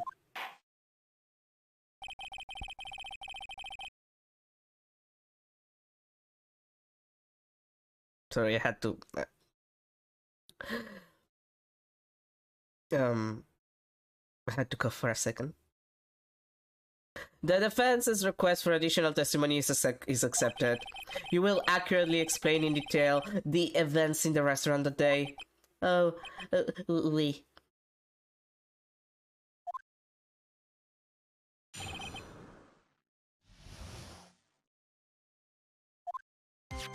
La victime, monsieur, he came to my restaurant alone. I remember the old man that drive no long after him. There were no other customers. When he got word he won the lottery, Mon Elk became very excited. It was approximately 5 minutes later that the poisoning incident occurred. No, there was no time for Funny to do the acting. Just so we're clear, there was no mirror in the restaurant after all. Just so we know. Je vous demande pardon. Forgive me, Your Honor. I lied because I wanted this mess to be cleaned up quickly.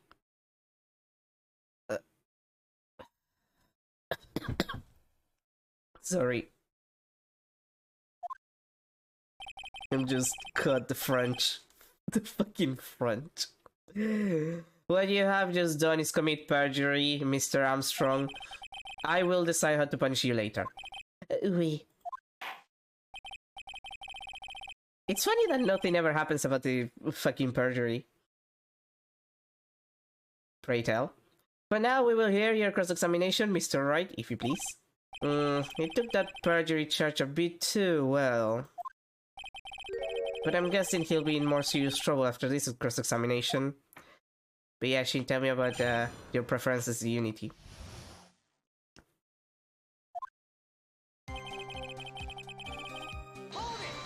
Being able to edit position of objects within the editor and see it in real time. Yeah, that's a good thing about like that kind of visual programming, just being able to see shit happening.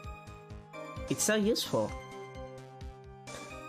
Was he alone on his table as well? I saw him from the kitchen.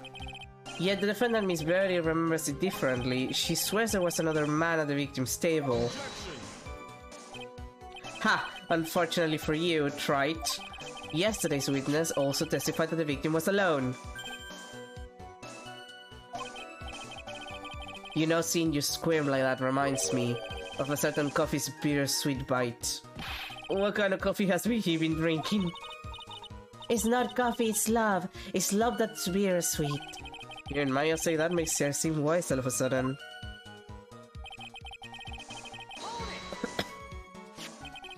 By old man, you mean Victor Kudo, correct? Oui, it comes after for my special coffee. I ranked your coffee once, Mr. Armstrong. It's special, I'll give you that. It's worth a sip just for the experience. Ah, you make me so happy, Monsieur. You are most welcome anytime. I said it was worth one sip and nothing more. So, Mr. Kudo arrived at the restaurant around the same time as the victim. Maybe I should ask about his arrival in more detail. So you're saying that not much time elapsed between when the victim and Mr. Kudo arrived? Oui, that is correct. So that still leaves the possibility that something happened in that gap of time. And by your recollection, how much time would you say elapsed? Let me see, approximately 2 minutes, I would say. 2 minutes? That's all? It seems unlikely that anything untoward could have happened in such a short time. You could just Blender as my lever editor and then export the coordinates to build the parts with the custom rendering engine I made. Ah, Blender. So silly and yet so good at what it does. Rats, I shouldn't have pursued this line of questioning.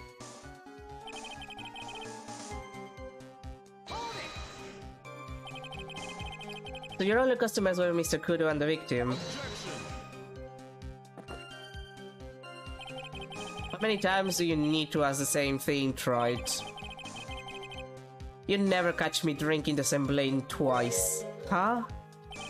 You're trying to establish the presence of a phony victim in the restaurant, but you're wasting your time. You can't grind Bersit to make coffee, if you catch my drift. I mean, no, but you can grind it into something. You technically could do an infusion with that. I don't know how good it would be. But there's a hole in this testimony somewhere, I'm sure of it.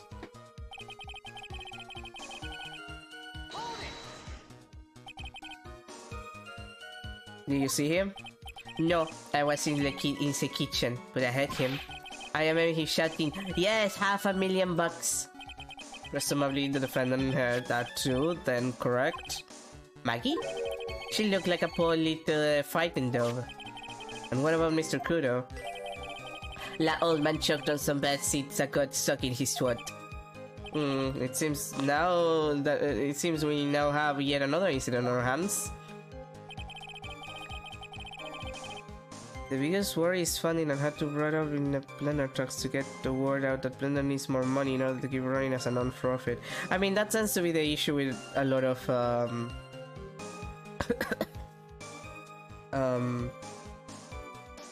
free software. Like, it's not an uncommon thing.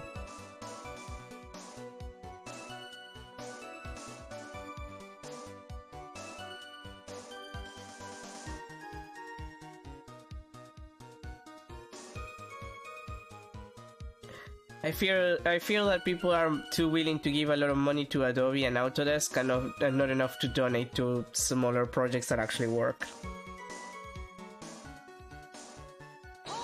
Yeah, it's always a money issue where it's like a free software like that. And what were you doing at the point? Without any customers, you must have had time to kill.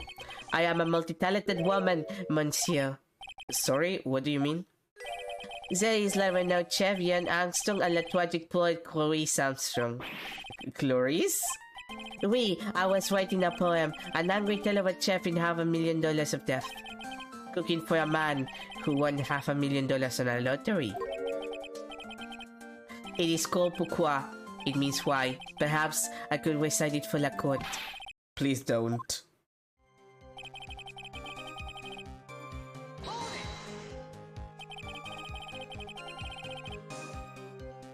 I love how when you have to sleep, it looks like your avatar is set bobbing to the music.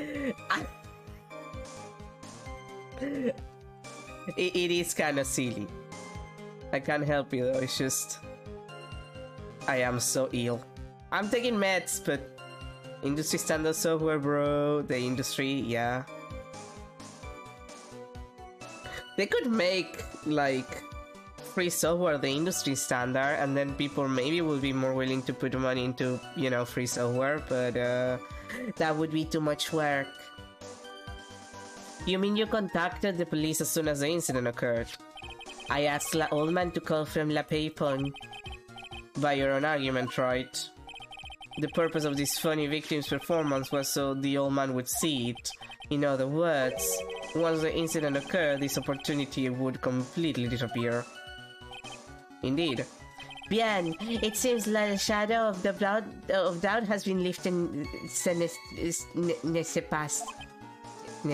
Goddamn it, French. I guess Mr. Armstrong is connected to this case, huh? Absolutely. I'm dealing with allergies? Yeah, no, I think that mine is like bacterial, actually. I'm actually having to take meds for it. I am feeling much better than yesterday, like my head doesn't feel like it's pure cotton, but it sucks anyway. Someone was impersonating Mr. Elk and I refuse to believe he was oblivious. He was there the whole time after all. But if you're right, wouldn't Maggie have noticed too? She fell unconscious when the incident occurred, remember? Ah, you mean that's on the funny stage she's at. Well, now for sure once I find a hole in his testimony.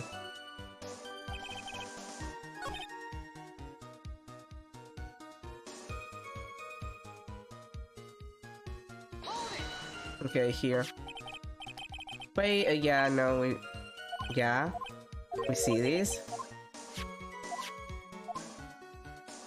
What time was it? Out of curiosity, about what time was it when Mr. Kudo arrived? Oh no, I cannot remember, monsieur. I believe we were told by a witness yesterday. The crime was reported at 2:25 p.m. by a kind of scary old man, sir. Does that perhaps jog your memory, witness?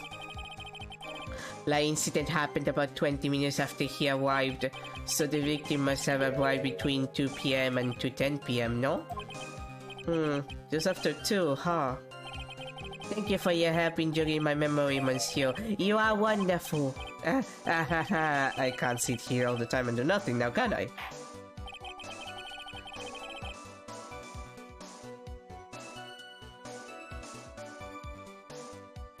Not really feel so much. Yeah, no, but like I feel like this with video games is slightly different than with like I don't know, video editing or 3D modeling or animation, because there are a lot of options in video game development that are free, or at least open source or partially free, or where the licensing is very cheap.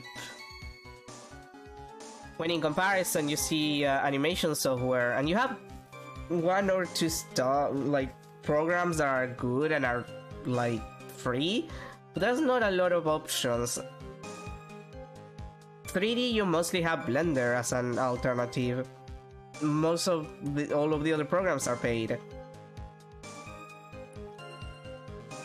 Like there's a lot of stuff that is just very settled down on paid software, when really video games happens to be not necessarily the one of them. Music production too, I would say. Yeah, like the video game has a lot of options in that respect. Like in that sense, it's kind of a lot freer on your options. Simply because it depends really on what you want to make. So depending on what you need of the engine, you can get an engine that actually works for what you're trying to do. And some people don't like paying for their engines, which is fair. So they just make their own stuff. Because that is in fact one of the good things about it. You could just make your own engine. Game development, software development is mainly dominated with open source. There's that. And even closed source stuff uses open source. Yeah, there's that too.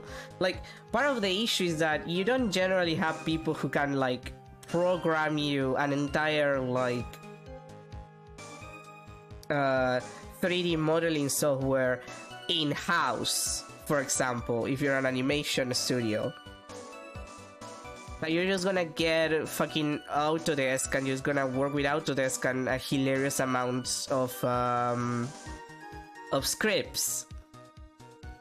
Video game development, if you want to do it and you want to put the money, you can just say, you know what, let's just do our own engine. Like, that's not a thing that you have. You have a lot more freedom in that respect. Unless you are above, apparently, with a Source Filmmaker. I mean, Source Filmmaker is a different story, in my opinion. Like, Source Filmmaker is more of a toy than a tool. Like, it's not bad for animating, but it is just for animating.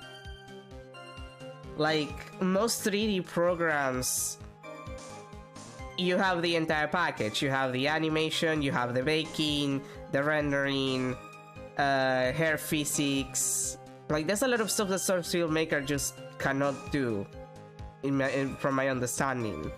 It's a lot more limited in some ways.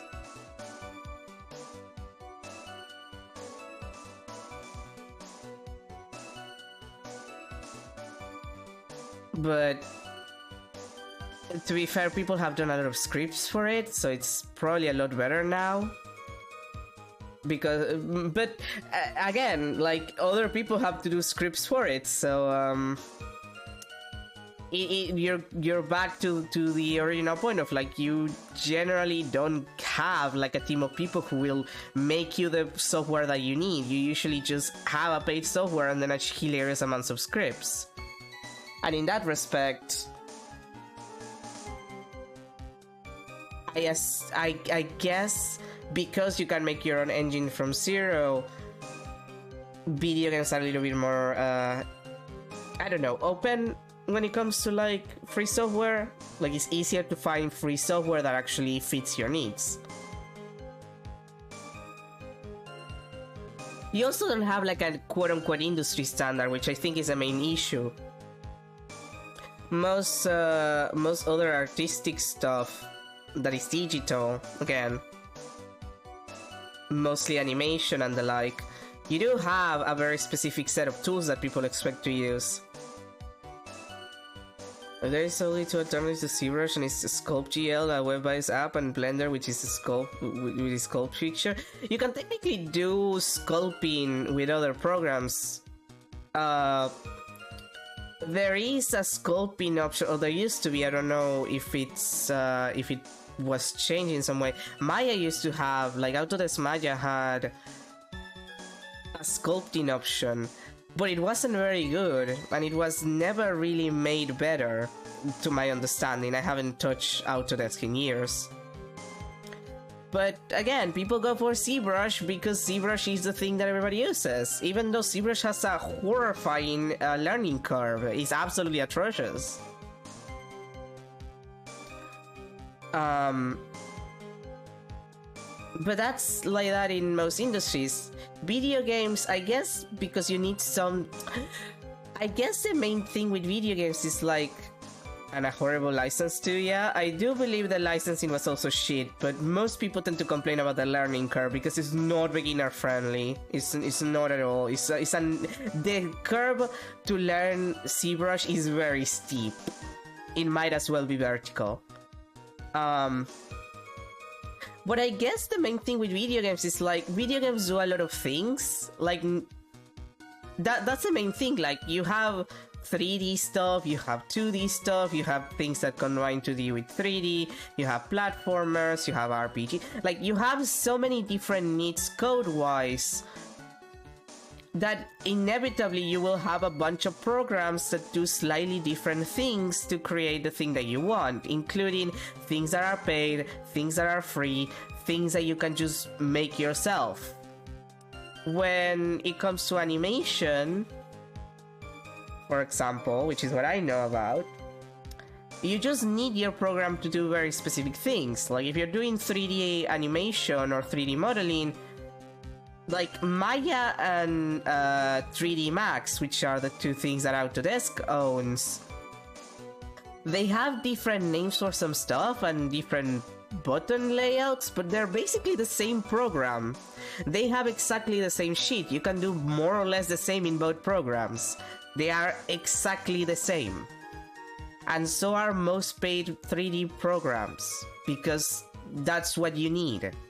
So people just grab one or the other. Same with 2D animation. Cutout animation mostly has the same tools. It's a matter of like how distinct you need your tools to be. And in that sense, video games have a lot of have a larger range of creation. In the sense of like you have more stuff that you can make with video games. When in animation, like the techniques to how to do things are very settled down, I suppose. The one or the other, either through legal means or special means. Ah, yes, the special means. Very important. The time of the day will be added to the witness's testimony. Oui, monsieur judge. Everything I do it for you. Merci bien. That's French, isn't it? Ha ha ha. I'm glad at least one person is in a good mood. He's even humming a song to himself. God damn it, Judge. I remember the old man arrived not long after him, just after 2 p.m. Yes? Are you absolutely sure about the time? When I think really hard, I am sure it was just after 2 weeks. It is the time I stopped serving the lunch menu. Why, right, I always break for lunch when the restaurants are serving their specials. I've been known to wind up a case early just to make it on time. Ha! I guess you should never get between a hungry judge and his lunch. Oh, would you look at that? It's almost lunchtime already. Witness, get on with your testimony, please. Yeah, about that, you're fucked, my dude.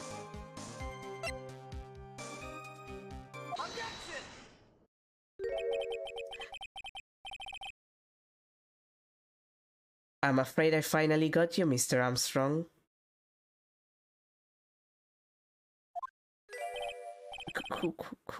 What? What do you mean? At the time in question, the victim was listening to the radio with his earpiece. The show he was listening to was Millionaire Radio. Each week they announced the winning numbers of the $500,000 lottery ticket. Oui, ça must be la show Mon Elk was listening to. I can't see any problem with this testimony, Mr. Wright.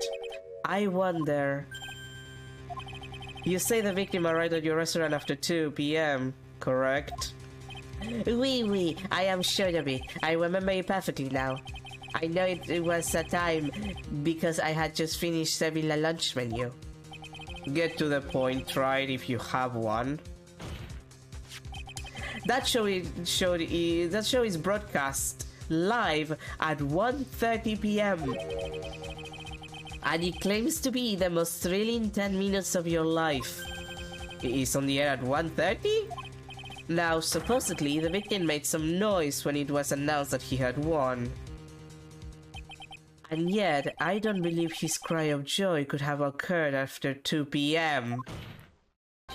Because the show had already finished more than 30 minutes earlier at that point in time. No! This victim we've been told about has done nothing but the impossible. Listening to the radio with a ruptured eardrum, catching a show that was already over. There's only one conclusion you can draw from these facts. This victim was an imposter, a mogus, acting out the poisoning 30 minutes after the real murder. Yes, there were two Glen Elks in Trevian that day. The real Glen Elk now dead, having been poisoned by the real killer, and the funny Glen Elk acting out the events for Mr. Kudo to witness. It certainly seems that way. I mean, if it wasn't that, if that wasn't the case, how could you explain the time discrepancy? Quite a performance, right? You were almost on a roll. Well, but sadly, you lack the rock-hard foundation of rhythm to build your song. What is this? Music Theory 101? Let's recap. According to your imaginative theory, it's now just after 2 p.m. The funny elk is performing a play for the benefit of Mr. Kudo. How do you explain then where the real Glen Elk is? I don't believe I have to spell this out for the court. However, at that time the real Glen Elk was already dead. That's certainly the obvious conclusion. Thank you, Trite. That's exactly what I was hoping you would say. What? Now, I presume you can prove this theory of yours. Can you explain where the missing corpse went to? Oh, you mean that? Good question. The missing corpse? According to the old man's testimony, there was only one other costumer there. If that costumer was the funny Glen Elk, then where did the killer hide the body of the real victim? Yeah. The prosecution has a valid point, Mr. Wright. If your theory is to stand up to examination by the court, you must provide us with proof by answering the prosecution's question. Where did the killer hide the body? Yes, Your Honor. No conjecture, Trite. Let's hear some facts for once. All comes back to the aim that being cousin to general software development. Pretty much. More or less, it's just that. Show the court a piece of evidence that proves where the body was hidden. Evidence? What's with the intense pressure in here all of a sudden? I thought I had him with that contradiction. But he's turned it all around and backed me into a corner instead. Well, Mr. Wright, the court will now hear the defense's theory and evidence. First, where was the body of the real Mr. Elkins here? It was in Twebian. It would have been too dangerous to take the body outside. Obviously, the body must have been hidden somewhere inside Trebian. Interesting. But where could a body have been hidden inside a restaurant? Come on, dude. Perhaps you will care to show the court on these plans, Mr. Wright? Yes, you know. The exact location where the body was concealed inside Trebian is the kitchen. The body was hidden here. I see. Nice supposition, but the real question is, can you back it up? Where's the evidence that proves the body was hidden in that location? The bottle. The applications are so but these applications are old as dirt and have settled in for a while. Paper dough is good. Nice. I mean, you can still do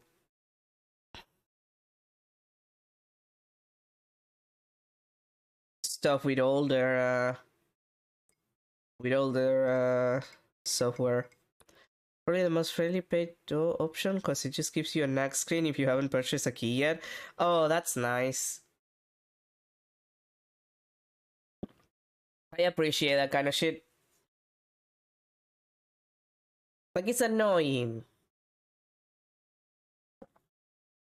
But it's like the WinRAR thing, where like it just asks you to to buy a proper.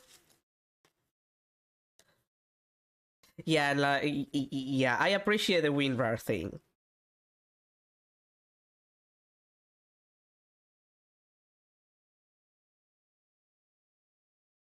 If anything, I wish more software did that. Which is blowing my nose. I wish more paid software did that. I might even be more willing to do to get paid software if it was like that. I'm not gonna lie. Mr. Armstrong, do you recognize this bottle? No, no, no, no, no. I have never seen such ugly bottle before in my life. I only use the very best bottle, monsieur. Says highest quality only for me. Alright, winner screen versus create account and join the free sub tier, but it is limited. Oh god, I hate that shit. I was trying to download some music the other day, and it's like, hey, you have to download this. First, it was like, hey, if you want to download music using this service, you have to get our extension for either Chrome or Firefox. And I was like, oh, okay, I'll just get the extension. I put the extension, I go back, I try to download the music, and then it's like, hey, you actually have to make an account and pay to get the music. And I'm just like, you could have just told me that before I downloaded the extension. Deleted the extension and moved on with my life. Like, I'm sorry, you're just making it difficult. I just want to download the stuff. You don't have to be a dick about it. Where was the bottle found, Mr. Wright? Interestingly enough, Your Honor, it was found in the kitchen of Trevian. Quoi? But I only ever use these waters for my aromatherapy oils. But this bottle doesn't contain aromatherapy oil, Mr. Armstrong. No, it contains a medication. What kind of medication? I'm sure everyone remembers, don't they? That Mr. Elk visited an otolaryngological clinic and was given medication that day. You can't be serious. Yes, I can. At this point, we're going to get the Pirate Age too. Honestly, I would love a resurgence of the Pirate Bay. For legal reasons, that is a joke. Like, the Pirate Bay was actually pretty good. You could get whatever the fuck you wanted.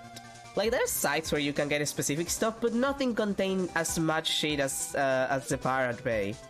All together. Like, you can find music, you can find movies, video games. It was pretty good. For legal reasons, that is a joke.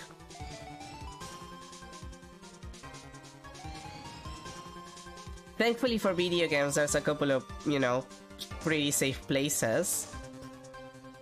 For legal reasons, that is a joke. But otherwise, like, I don't know. We could get Pirate Bay 2.0. For legal reasons, that is a joke. The defense had the contents of the bottle analyzed, and I have the lab results here. The contents of the bottle matched the prescription that was given to Mr. Elg. Ugh. Glenn Elg's murderer hid the body in the restaurant kitchen. At which time this bottle fell out of the victim's pocket.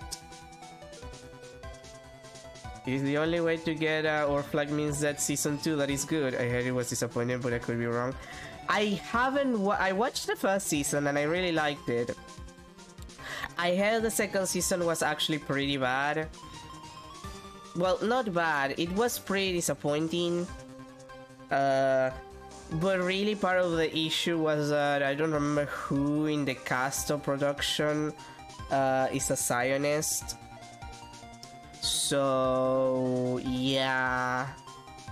That kind of ruined the thing for a lot of people, understandably so. At which time this bottle fell out of the victim's pocket. Mr. Armstrong, when the incident occurred, didn't you say you were in the kitchen? You? Yes, you know what I'm about to say. It was you who hit the victim's body. You did a fine job pretending to defend my client Maggie Bird. However, you were setting her up to take the fall behind the poor girl's back. No. But yeah, apparently people are mostly disappointed with the writing, which, again, I haven't seen it yet. I simply just didn't see it. But,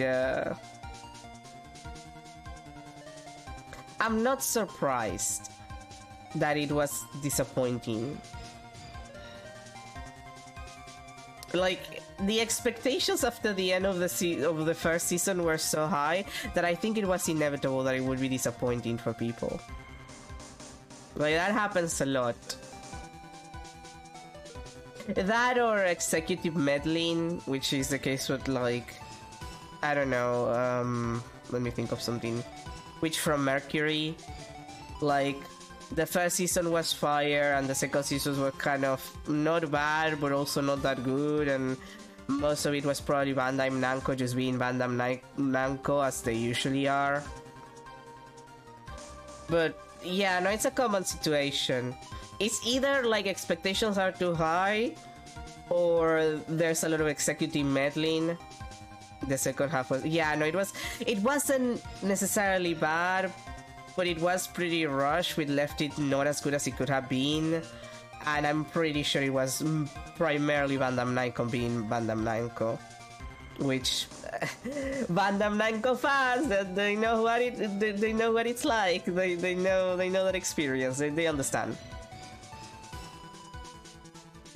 Oh yeah, no. Witch from Mercury clearly shows care in the sense that they really wanted this shit to be good, but it is a clear problem of executive meddling. Bandai Namco not being dumb challenge impossible. I mean, considering the amount of IPs that they have more or less purposefully ruined or canned, yeah, no. Might get another Gundam Yuri series from what it looks like. Well, after all of the years of Gundam being pretty gay, you could use a couple of lesbians, I guess. But yeah, no, there's a lot of executive meddling, I'm afraid, when it comes to this sort of stuff. Order! Order, this is an extraordinary development. Witness, did you murder Mr. Glenelg? Never! I could not do such a horrible thing. No. Goddard? Mr. Goddard? Every lesbian Gundam fan I have ever seen have a char obsession. I think it's because char shaped. It's shaped. I mean, my experience as a non-lesbian. Well, I guess I was a lesbian for like a week at one point, but that's beyond the point. The girlies love a fucked up man that can be a fixer-up project. And Char is like a special kind of fixer-up project. Like, he's a fixer-upper of the highest caliber. Char is the perfect example of, I could fix him, I could make him worse, I could just watch him do his shit and laugh. He has the entire package. And I think that's why he's so popular. It's like he has everything. Yeah, I could fix him, and I could make him worse, or I could just let him do whatever the fuck he's doing, because it's just funny. He has everything. The bitterness. Every time I get lied to, I always down a mug of coffee. Oh, that's a lot of coffee. I do hate violence, Char moments away from killing Earth. Yeah, exactly. He's silly like that. That's one of my rules. Do you have the slightest idea how many cups you've had by now? Then I like to do the same to the person who lied to me. I like to take them down with my empty cup. Listen up, chef. How about a brand new flavor in your ear, my age-deficient friend? You demand a pardon, which you must hear me out. It is a twab, listen to me. Por favor. That's Spanish. Yo hablo español, Mr. Armstrong, and por favor is Spanish. I'm only going to ask you once. Did you do it? No, absolutely no. Yes? Let's hear it. You got one shot, right, Gramps? Witness, the card will permit you the chance to make one final statement. If you lie under oath again, Mr. Godot's coffee mug awaits you. As does my game. Oh, oui. It is queer. What do they always say in the movies? I got a bad feeling about this. Very well, begin your final testimony, Mr. Armstrong. God, we're almost done with the French. It is true, I hid the body in the kitchen. A man forced me to do it, I had no choice. I had to go along with him because there was a reason why I could not refuse. But I did not kill him, I swear it, you must believe me. You were forced by who? I cannot say, or I will be erased. Let's try a different question then. When Mr. Elk died, was he really the only person at his table? There was.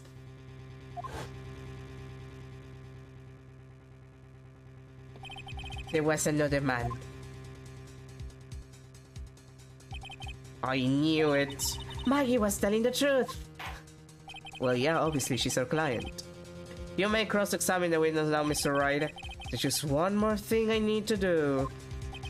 I gotta break this guy and get him to tell us the name of the real killer.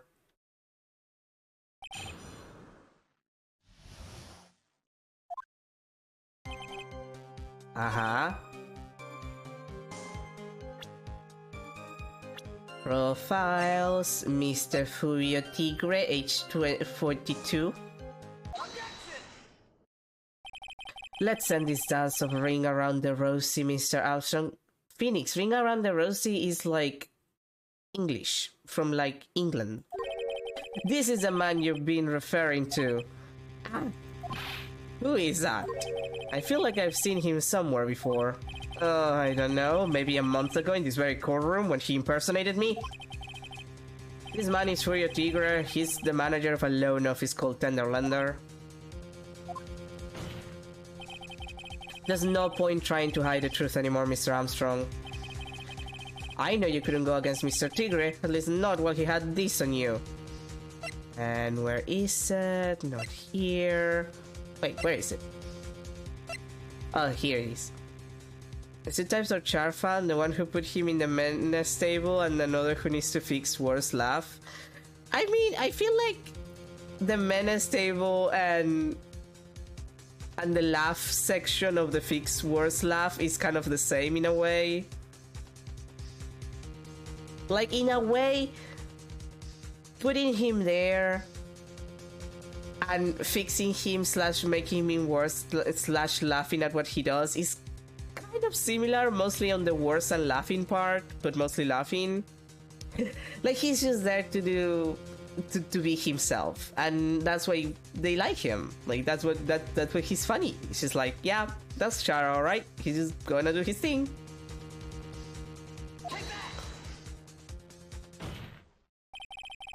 I have $1 million loan from a black market loan shark. And you had no way of paying it back, did you? That's why you were forced to do anything this man told you to. Oui, it is as you say. Mr. Armstrong!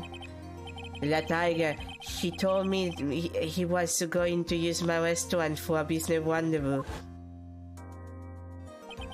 On the day in question, he was meeting the victim to demand that he repay his loan. And made my friends made the connection with Char doing the rumbling, and now I have them under the grasp of Gundam forever. It'd be like that. I don't know why it happened like that. I just did what he told me to do. I had no choice. I carried the body and the inconstant Maggie out of the dining area and into the kitchen. After that, I just tried to forget what I had seen. I think we can now safely say that the man who forced your hand was Mr. Furio Tigre.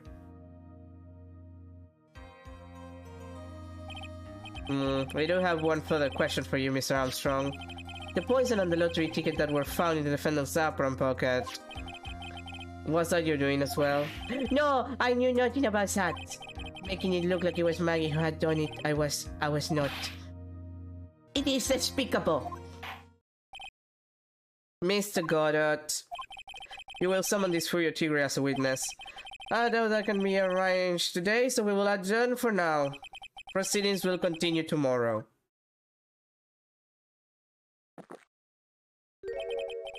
$30.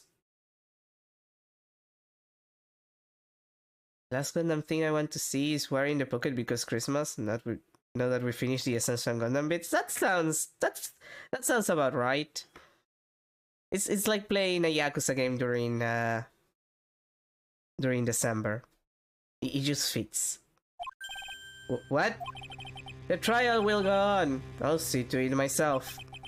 I need half an hour to get that guy on the stand. Not a minute more. How the... Don't sit back and relax yet, Trite. No one knows if that chef is really telling the truth or not. These trials could still go either way. Very well. Your request is granted, Mr. Goddard. We will resume once Mr. Tigre is ready to take the stand. Until then, court is adjourned for a 30-minute recess. Feels good the CCA managed to make one of my friends feel emotional. Ah, it is one of those, I feel. The kind that will get you emotional. I don't know if crying emotional, but at least a little emotional. Oh, good, my news.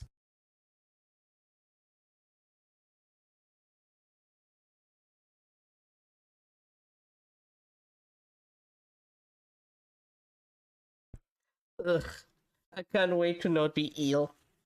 The ending when everyone pushes back against the asteroid is just to go, it is.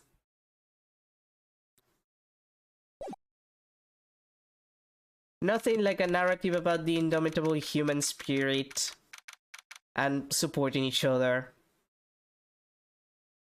Well, I guess it's mostly that. Like, supporting each other, the indomitable human spirit. January 8th, 1:21 p.m. District Court, Defendant Lobby number 1. So we're finally going to see the tiger on the stand. We've almost got this case won now, Nick. I wish I could agree. Huh? When I cross-examined Mr. Armstrong just now, he said he was just doing what the tiger told him to do. We got picked up on it, remember? He pointed out that without proof, we don't know if what he testified is the truth. You mean, you think Mr. Armstrong was lying? I don't know, but if that's the line the prosecution takes, we could be in trouble. I get the feeling that we don't have the case-making evidence we're going to need. Hey, pal! Detective Gumshoe! What are you so jumpy about, Detective? Your hair's standing on end. Hey, that's the pot calling the kettle black, little top-knock. I'm not a top-knock. Never mind about the hair, just calm down, alright? I can't stand still when I don't have a job to do. I kinda get wound up. Damn. Calm down, Gumshoe.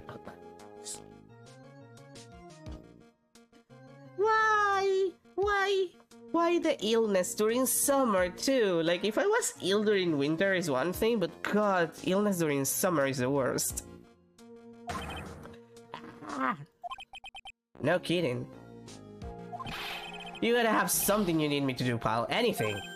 Well, hey, I'm gonna take a jog back down to the percent. I could get some prints analyzed for you if you got an hour. An hour? The train will have reconvened by then. But Nick, we still don't have a really decisive piece of evidence, right? True. Without some kind of trump card to pull out of the bag, we're really stuck. You said you could get fingerprint analysis done in an hour. You bet. In that case, would you mind checking the prints on this for me? The small bottle. If you're going back to the station anyway, could you find out whose prints are on this? Oh, hey, that's the small bottle I gave you back to you this morning, right? Yeah, I think it's time we solve the last mystery of who the prints on it belonged to. You know, for the sake of actually winning this fucking trial.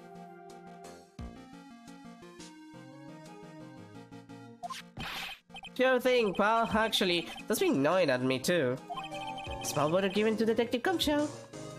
Because Sherry is the main antagonist, yet I feel the real evil is the status quo for allowing the worst to be able to keep power and in turn causing the eternal struggle between the space noise and... I mean, isn't that the main well, not always, but isn't that really ultimately the conflict that usually ends up causing everything else? Like... fucked up status quo that nobody wants to do anything about, and or the people who are trying to do anything about it are just generally getting massacred.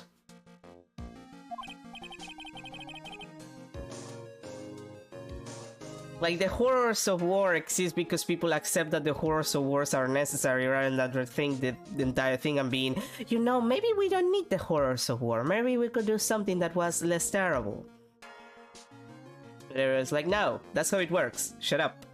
Status quo, bitch. Horrors. We keep the horrors of war. It worked for our forefathers and it will work for us. No, I don't care if I'm gonna be left with a bunch of like traumatized child soldiers. I mean, the fact they mentioned a corporation that has built mobile suit for both the feds and sea, and should say that the real bad is the status quo that pushes insane drastic measures of human cruelty to change the quo. I mean, yeah, there's also that, but let's be honest, you wouldn't need drastic measures if they allowed you to progressively change stuff, but they don't even let you do that. You have a status quo, and people are too defensive of it. The status quo needing to be changed and the struggle between that? Yep.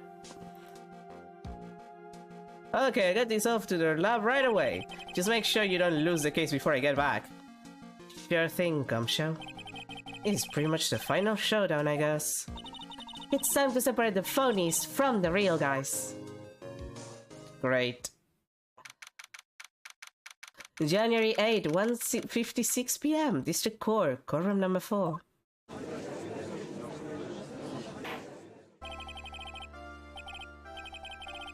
Gundam is really about two things. Fucked up status quo and traumatized child soldiers. Is why Hathaway Flash is like goated, because they pretty much said, yeah, the status quo sucks ass. And they were right. Car will now reconvene, Mr. Koto, did you find this Furio Tigre? I even tamed him for you. It was a 3-cup job, no problem. Tame him? The guy's name may be Furio Tigre, but come on. He's pretty lively. Be careful, he still bites.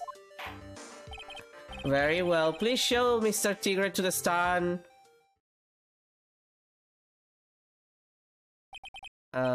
Witness, please state your name and occupation.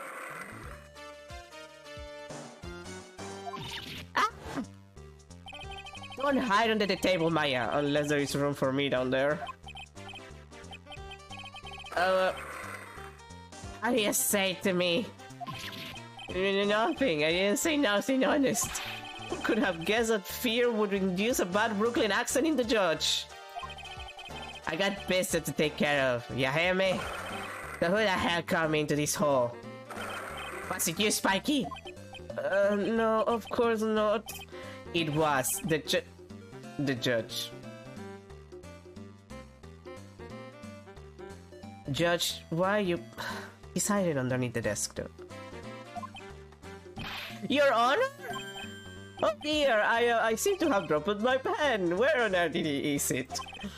Don't mind me, just carry on with the proceedings as normal. That's it, we're doomed. Maybe you didn't hear me. I said, who the hell was it that called me in here? There's no need to shout, we can all hear you. What do you say? There's no point struggling. You're caught in a snare, the relentless snare of the law.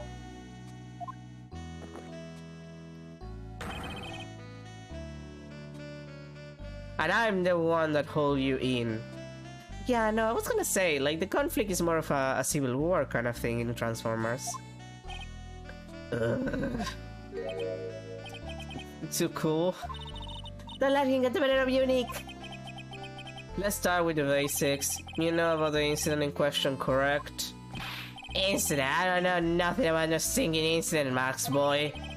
You mean you didn't attend the previous trial of Maggie Bird? Maggie who? I've got more important things to do than watch courtroom dramas. Of course, well, perhaps you could give us your testimony then? Please tell us about what you did on the day of the murder. Phoenix Wright. Yeah? You're the one who set this up, didn't you? Transformers 1 is really good. I've never been much of a Transformer person. I think that the one thing that I watched that I really liked was Beast Wars. I should maybe give it a chance. I've heard it's pretty doom yaoi in general. You're gonna regret the day you ruffled the tiger's fur. You hear what I'm saying? Maybe I should have brought a diaper with me today. Get a grip, Nick! You're the one who's under the table. This was very good, though. I don't know nothing about no murder. I was tied up with business in December last year, spent all my time in my office. I got wells lined up to borrow cash from Tenderlander every single day. You just wanna check my alibi, just ask Violetta. At last I found my pen. Did you know? Very well then, Mr. Wright, your cross-examination What is it? Please witness if you could refrain from shouting out like that. I know the kind of game that guy in the blue plays. That lowlife ain't no lawyer, he just punches away the stupid details till he wins. Lowlife? Me? Listen up, Smarty. Every time you ask me something that doesn't relate to this case, I'm gonna bill you $50,000 and you're just gonna borrow the cash from me. That's one loan contract I refuse to sign. And don't think it ain't gonna hurt when you tangle with the tiger. Starscream voiced by Steve Bloom is crazy. Oh yeah, no, Steve Bloom has he has range. I love a good spectator sport. Just a minute, that's really not. This witness is, how can I put it, a hungry tiger roaming the urban jungle. Get on his bad side and he'll bite everyone's head off. Yours too. Very well, but I have no choice but to impose a penalty system here. You better be listening. I said I got business to take care of. Big business. He's gonna do business bigly. If I don't split now, I ain't gonna catch my bus. The court will impose a penalty for any irrelevant pressing of witness testimony. Keep that in mind as you begin your cross-examination, Mr. Wright. Yes, Your Honor. You can do it, Nick. Come out from under there already, would you, Maya?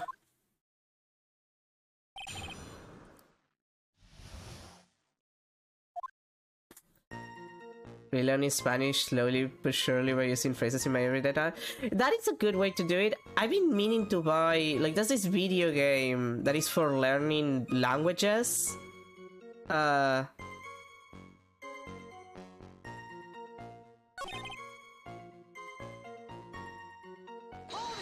Like, what was the name?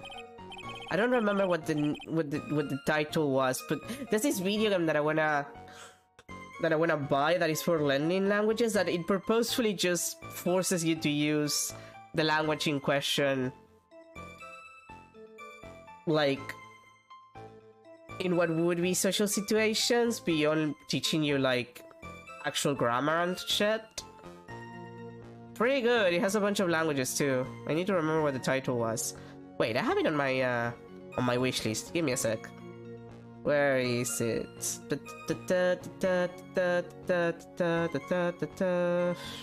Ah, Noun Town. Yeah, Noun Town language learning. It's pretty good. People like it. It has a demo. It's an early access, but it seems pretty good. It has a bunch of languages too. English, French, Italian, German, Spanish from Spain, Japanese, Korean, Portuguese, Simplified Chinese, Spanish Latin America. I think it also has other stuff. Or there might be adding other stuff. Pretty good. I need to get it at some point. Are you sure about that? We're talking about 1 month ago, you know? You see? That's how sharp my secretary is. Sharp? Is he talking about Viola Cadavarini? She writes everything in my schedule there. December, mainly in the office. That's what it says, so that's where I was. That seems like a rather, sketchy schedule.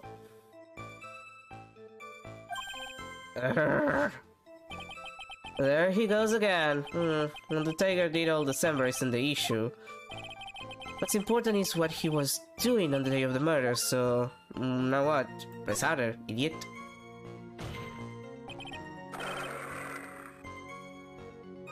What do you want? If you wouldn't mind going into a bit more detail. I mean, if you wanna localize stuff, you still should have someone who can check your translation if you're gonna do it yourself, just to make sure that it's good and it's consistent. That's usually the biggest issue with translating something yourself. You really do need a second pair of eyes. Objection. This is a dead end, right? And you know it. Remember the rules. No, it's essential that we establish the witness's alibi accurately. I agree. The victim was killed on December 3rd. Were you in the office that day too?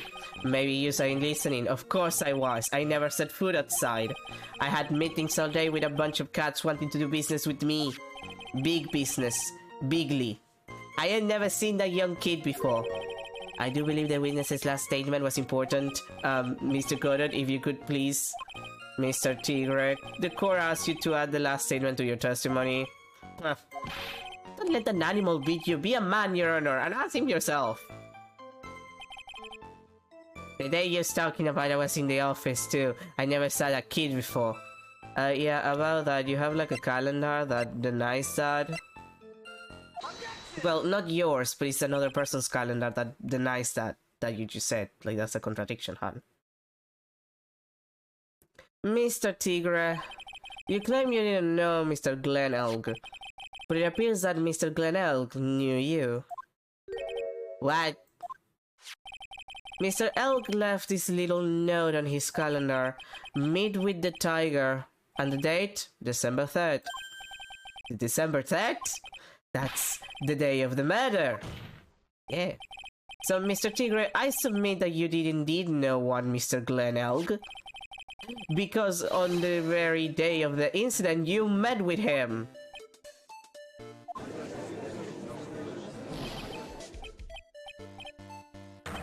Not bad, yes, actually not bad. Sorry? I was just messing with you to see how good you were. Did you hear that, Nick? He said you're not bad. That's one compliment I can do without. Plus, he's lying through his teeth. Witness, please remember that you're under oath. Lies will not be tolerated. You're just calling me a liar? Is that what you're doing? Roro. So you're saying that your claim to have never seen that kid before is the truth? I said I'm dead serious. Just better believe that's the truth. Ha. Then I'd say that gives me time to enjoy another cup of pure black magic. That is, while you testify for the court again, Mr. Tigre. Oh yes, but would you mind indulging the court witness? You never actually met the victim. That's got to be a lie right there. This time I nailed this guy. That's what she said.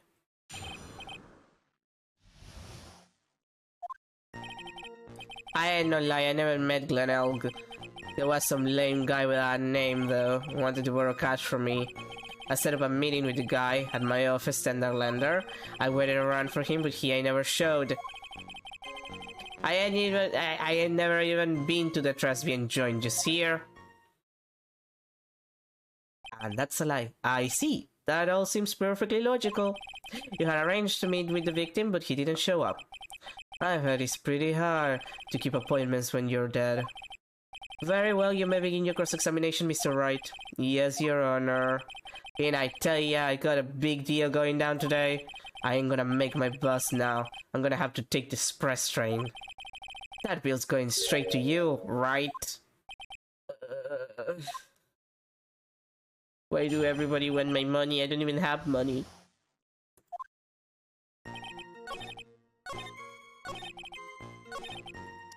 Yeah, about that, I know that that's a lie. Matches? Mr. Tigre, is there something you'd like to tell the court about these matches? Matches? What are you talking about? We found them in your office at Thunderlander. They're from that restaurant.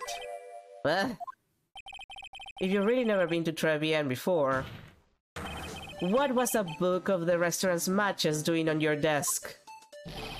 You've been snooping around my stuff now too, wise guy.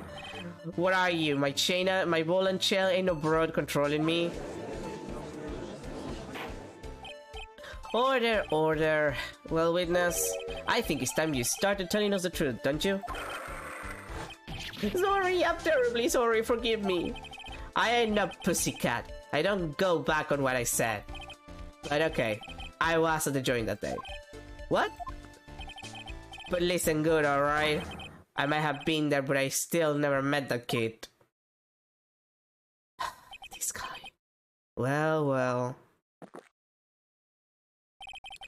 Looks like an order just came in for another testimony. And he's close to proving it was him. He did met Glen Elk that day. And he did put poison in his coffee. He must have. You know, I always wonder why this case was in this game. But then thinking about the case that comes next, it is thematically similar. The whole fake impersonator thing. Like there's a lot of that in this in the plots of the cases. I was supposed to meet with the kid at the restaurant that afternoon. When I opened the door to the joint, I saw one ugly scene. The guy was laid out over the table, stiff as concrete. I figured if the place wasn't hot already, it was gonna be, so I split. I had a cup Cyrus on my way out, and I went straight back to my office. I see. You didn't actually meet with him in the end, then. Well, Mr. Wright, your cross-examination, please? Yes, Your Honor. Oh, Lid, if I wait around here any longer, I ain't gonna make the normal express. No more stupid questions. Ha! No problem. Anytime Trite presses you on something irrelevant, I'll see he pays a penalty. Mr. Goddard, that's my job! Your job is to slam that little hammer of yours and call a guilty verdict. So do it! Yes, sir!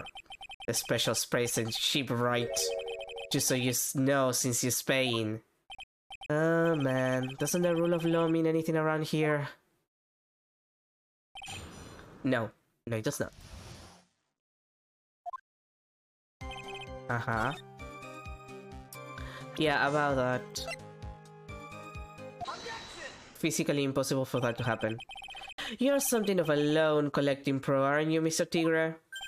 No one escapes the tiger's clutches. Well, I'm something of a lie detecting pro. And no one escapes the Phoenix's clutches. I think it's time we got something straight. Was this right? A new line of irrelevant questioning? These are the floor plans of the crime scene. You say you were standing at the entrance, Mr. Tigre. From there, your field of vision would have covered an area something like this. Indeed, the witness would have had a clear view of the victim's seat. Isn't that what I just said? I saw the back of the kid's head. Unfortunately for you, that is not possible. If the court will think back, you'll remember that between each of the tables is a tile partition. Why, that's true. Now look at the plans again. The truth is painfully obvious. From the entrance, the field of vision of any customer walking in ends here. Yeah, and that's not even a partition. That's literally just a wall.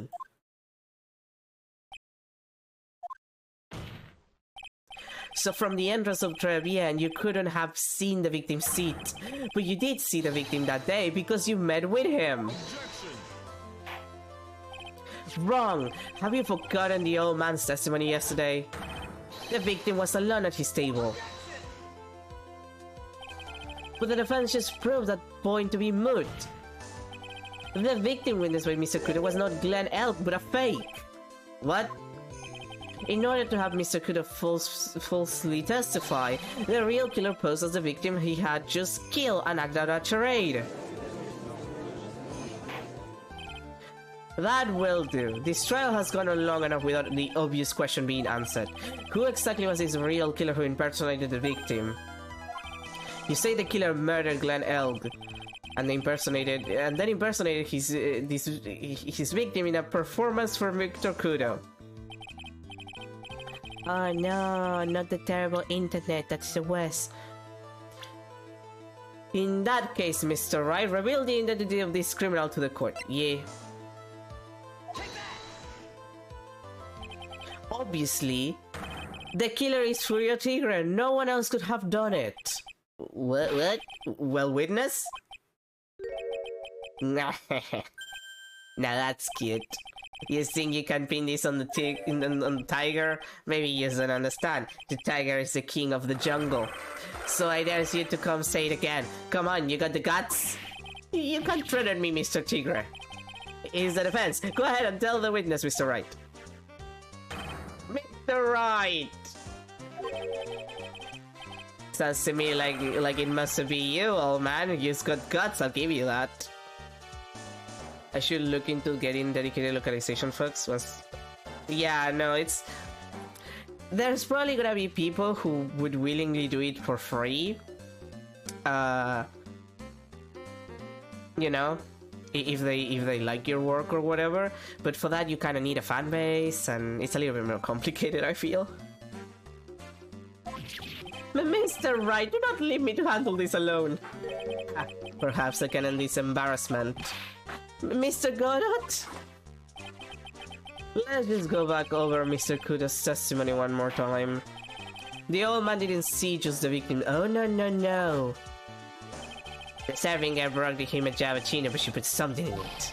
There's no question about it. She very conspicuously put some white powder in there. Any for free still have to sign contracts, I believe, and legal stuff. Depends? To assure that the work they do is theirs and the like. I think so, but I guess it depends, like... I'm not exactly sure how it works when it's, you know, free translation work.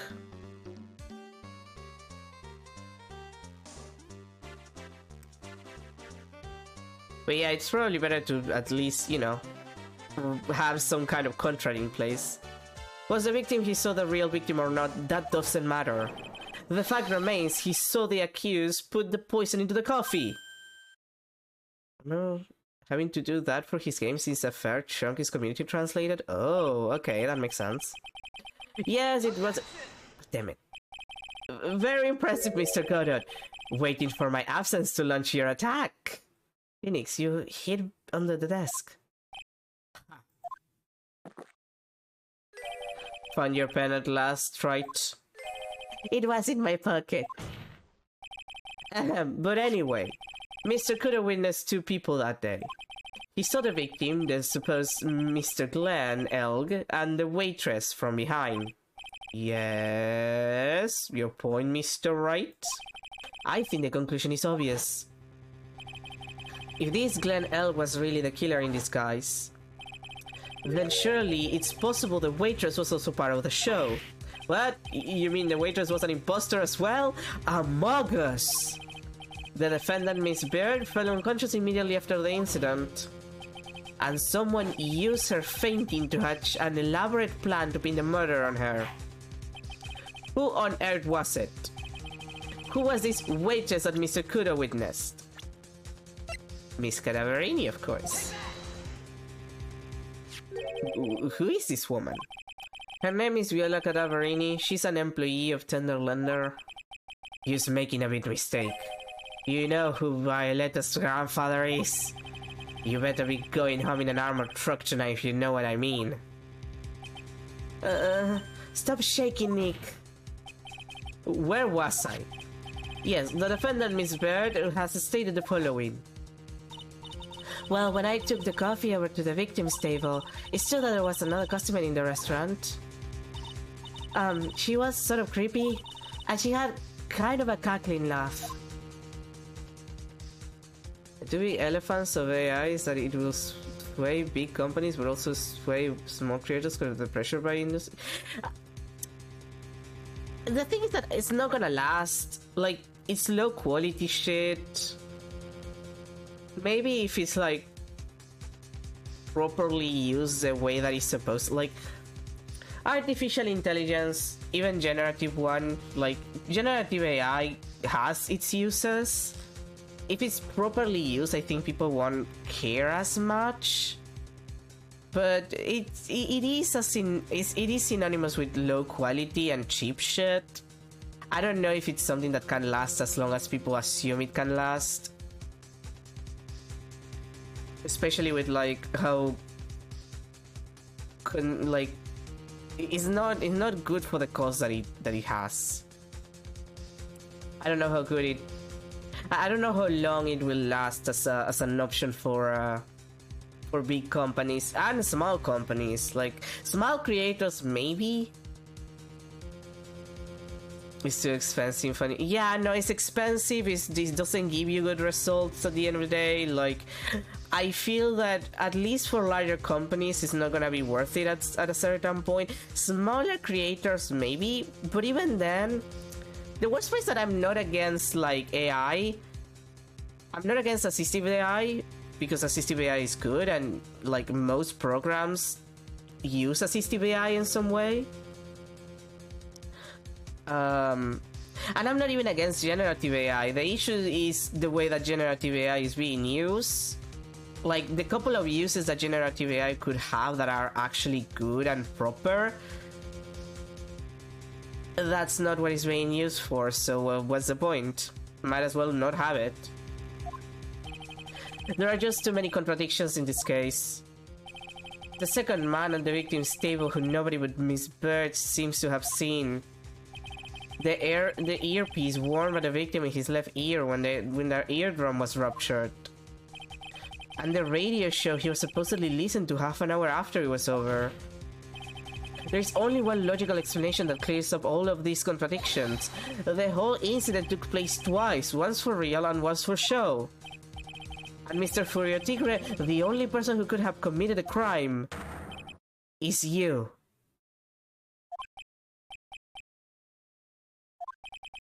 Witness, what have you got to say? That's cute. Sorry? Yes, alright, I could do with a guy like you around. What do you mean? Okay, I'm in on this game. I'm gonna have to charter a jet to get me to my meeting now, but I'm gonna give you just one more thing to think about before I go. Something to think about? You just got it all wrapped up nice, alright? But you just miss out on one real big important thing. But that can't be. I was in the joint that day, and I met that kid too. But I couldn't have poisoned him just here. What? Do you really expect us to believe you now, Mr. Tigre? What a troublemaker. Troublemaker? He's a loan shark. Looks like we're going to need another one for the road.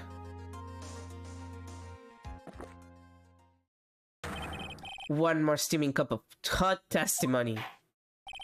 Indeed. Witness, you will explain yourself to the court. I will give you one more chance to testify. What happened that day at Trevian between yourself and the victim? He's so silly looking. But yeah, no, AI...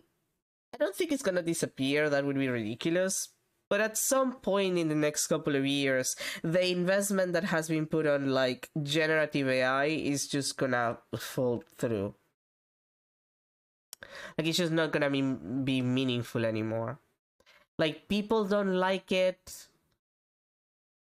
Artists don't like it. People think it makes stuff look cheap and low quality. Like, people make fun of it. It's just not a thing that is gonna last very long. Not in a meaningful way. it is a shame. Like, the one thing that is a shame is that people have just assumed that every AI shit is generative AI of the type that has become a meme at this point, rather than either assistive AI, which is very useful, or generative AI that is specifically used to simplify work that are like simplify actual like menial work. Like, there was this animation program that actually had a system that if you do the main frames, it will produce the in-betweens. I don't remember the name right now. But that's very useful when you're an animator, because in-betweens are a hilariously painful work. Like, in-between drawing is painful. It's painful. I've had to do a lot of in-betweening in my life while I was still in college. Sucks. Worst fucking part of the job. And it's really like part of the reason why traditional animation is not as cost effective as cutout, for example, is precisely because you have a lot of in-between to do. So having programs that draw the in-betweens for you, and then, like, let's say you draw the main frames, it draws the in-between, and then obviously you have to clean them up or like modify them a little because it's not gonna be perfect. That is sometimes a lot less work than actually just doing the in-betweens, depending on like what is it that you're trying to animate. I think that's perfectly fair. Like, the people who do in-betweens, that's not the only thing they can do. They can draw other things. Like, there is other work that can be given to them. So it does also give the possibility or redistributing the work in a way that is useful for everyone. And you're still gonna have people who will have to check the in-betweens and make sure that they look okay. But like that, like AI that makes it easier to paint each of the individual frames, which is also a pain in the ass to do. Like, that kind of shit is sincerely very useful. And it would actually make traditional looking animation a lot more viable for a lot of smaller studios. Because it is, in fact, a lot of work. But now, with all of this stupid shit, people are gonna, like, be dicks about it, because they're just gonna assume that it's the same shit as what generative AI has been sold as in the last like year or two. And it's just like, no, this is important, this is actually useful, and it is generative, it is making something out of information that you're putting into it. It's not assistive, but it is good and it is useful, and it would make work less terrible for a lot of animators. But you can't, in this day and age, at this point in time, you cannot try and sell that kind of stuff, because people are just gonna like act like it's the next coming of Satan, when like shit like Midjourney is much worse. Like, this, the thing that is actually useful is gonna get treated like shit, because things that are not and are just a waste of money and resources are the ones that are getting all of the attention. Yeah, I loaned El Cash about $100,000. That day we was due to have a little chat, the kid had hit his payback date, see? So anyway, he tells me he's got no way to pay up. I'm about to flatten the guy when he starts screaming, "Yes, I won $500 million. He got lucky, you know? Real lucky. If that waitress hadn't done what she done, everything would have been over."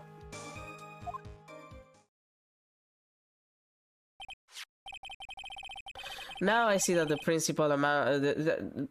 now I see that the principal amount you loaned to Mr. Elk was $50,000.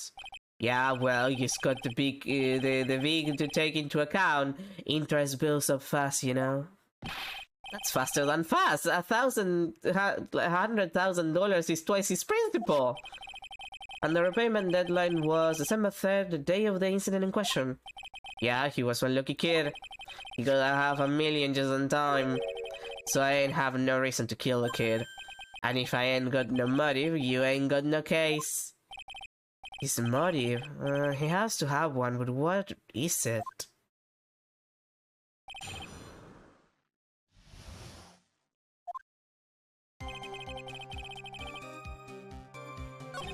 Let's see. Here. The waitress, you mean? That guy with the glasses and the defender's shit. Who else could I mean? Perhaps one day we shall have ethical AI, but it's not gonna be soon. If she hadn't got in the way, things would have been bada bing bada boom, over and done with. Maybe I should push a little on this. Okay. I say I like game AI, and people think that instead of a classic term of... Yeah, no, it's like, no guys, when I say artificial intelligence, I mean the way that characters do things according to like programming rules that are inserted into it's about programming, guys. It's about programming. It's about how enemies react to the stuff you do and shit. That's what I mean. No, it's not the other thing. It's not the other thing, guys. Like, it's impossible to have a conversation about like other types of AI that is not fucking soulless anime girls with 3 boobs kind of shit, you know? And I understand why, but I fucking hate it. What do you mean things have been over and done with? I used Alder or what? I'm talking about the cash. I was there to get my my $100,000 back, that's all. I'm a businessman.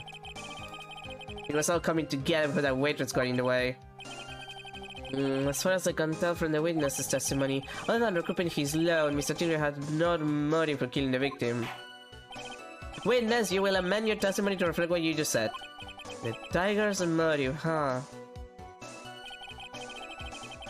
I was after the 100,000. I didn't have no other reason to kill the guy. Okay, but what if you do? Potentially worth millions of dollars. So you just intended to get back the $100,000 Mr. Elk owed you, correct? I loaned the guy the cash, so that's my right. Unfortunately for Mr. Elk, I don't believe the $100,000 is what you were really after. What are you getting at, right? What else would a moneylender be after other than money? Oh, the moneylender was after money, but money in a totally different league. The kind of money that a single disc like this would fetch. What is that? A computer virus, Your Honor. A virus called MC Bomber. A computer virus? What does one of those do? Oh, you know, things. A computer virus is a program that wreaks havoc on the insides of a computer. A computer? What does one of those do? I guess the beard isn't the only part of his honor that is from the Stone Age. I'll explain to you later, Your Honor. Right now, this is the important point.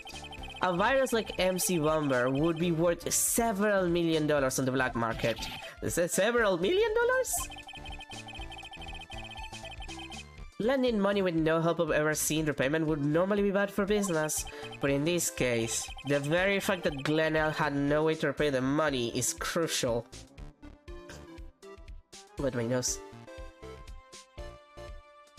I do feel an unhinged urge to make my makeup project have sex appeal. Look,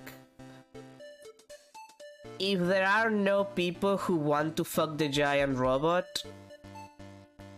then it's not a good mecha. It doesn't matter if the giant robot is actually a robot or just like a metal husk for the pilot. A good mecha has to cause people to be horny about the robot.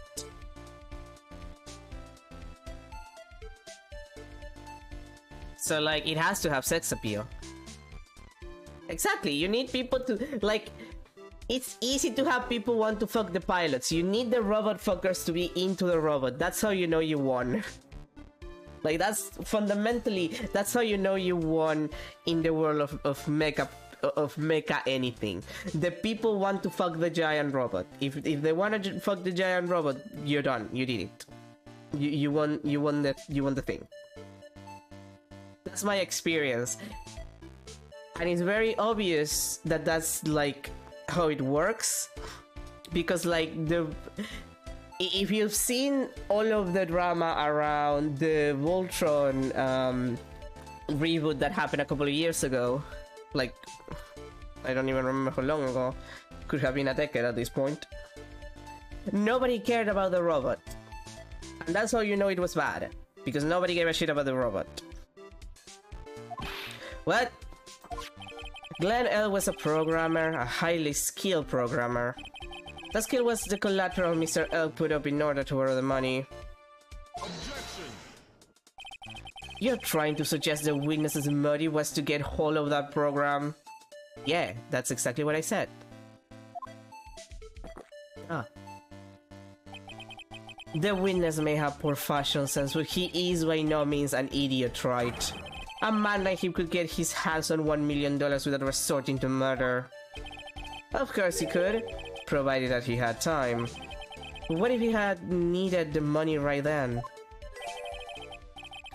When the pressure's on, the luxury of choice tends to disappear. It seems you have a logical conclusion for this theory, Mr. Wright. Will you care to share it with us? Why did Mr. Tigre need money to the tune of $1 million?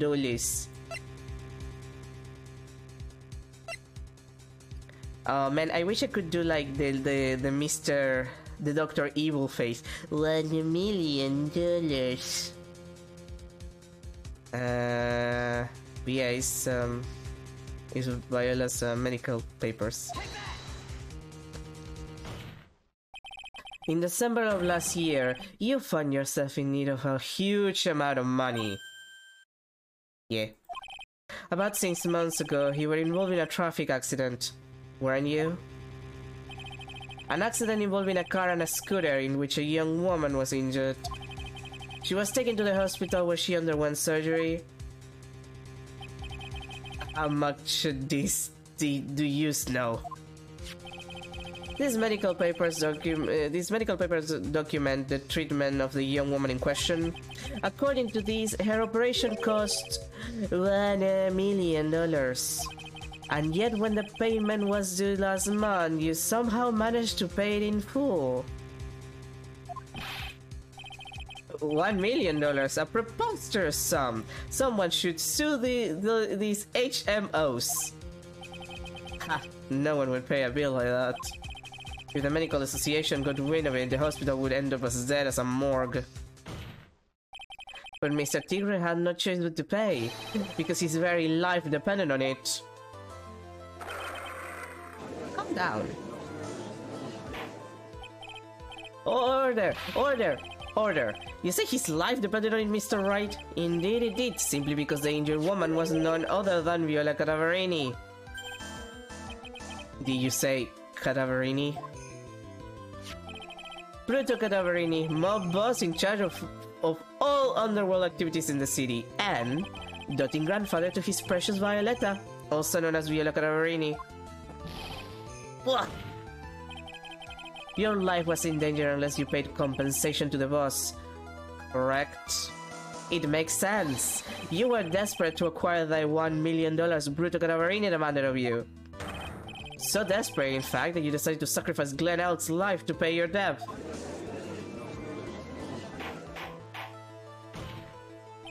On the day of the murder, Mr. Tigre's sole intention was to get his hand on this CD. Glenn Elk had no way of paying back the $100,000 and Mr. Tigre knew it. But then a miracle happened. The kind that Mr. Tigre would prefer to say never happened, but he can't, and neither can I. The lottery win. Exactly, at the 11th hour, Mr. Ed won $500,000 on the lottery, which left Mr. Tigre with no way of getting his hands on the all-important CD. At least, no legitimate way.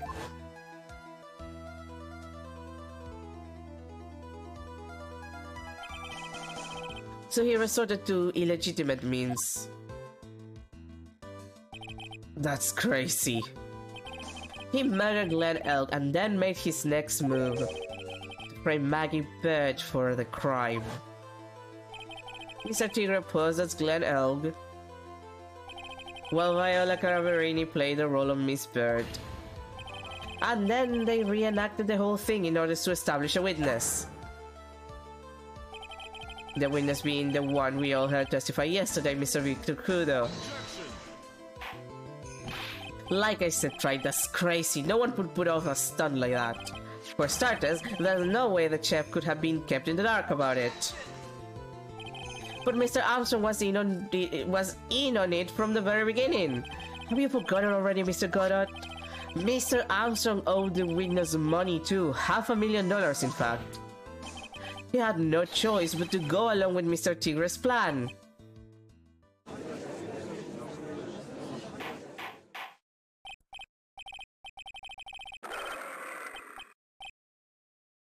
You didn't give me time to even read any of that because I was gonna blow my nose. I'm gonna blow my nose.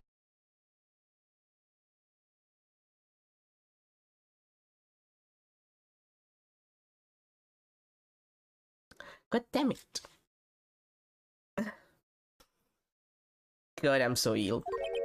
You put on a good show, Spiky. What? Calling Spiky? You're as spiky as me. But if you just want to stay alive in the loan shark business, you gotta be careful. Just saying I dressed up like that kid, created a witness and framed someone. If I did something crazy like that, I'd leave a trail as ragged as my shirt. I need to get good with drawing, with music, with guitar playing, with multiple languages, with friendship. I mean, that's why you get other people to do stuff for you. Or get people who want to participate in the project that you're doing, I feel. Like, it's fine if you're never good at other stuff. Like, it's important to try at the very least, but it's fine if you don't get good at other stuff, as long as you recognize where you're... How do I put it? You recognize where you have deficiencies, let's say, and get people who can make up for them. That's how you do good shit, in my experience. Like, you surround yourself from people who know more about the thing that you don't know about, so they can teach you the thing, and they help you do the thing better.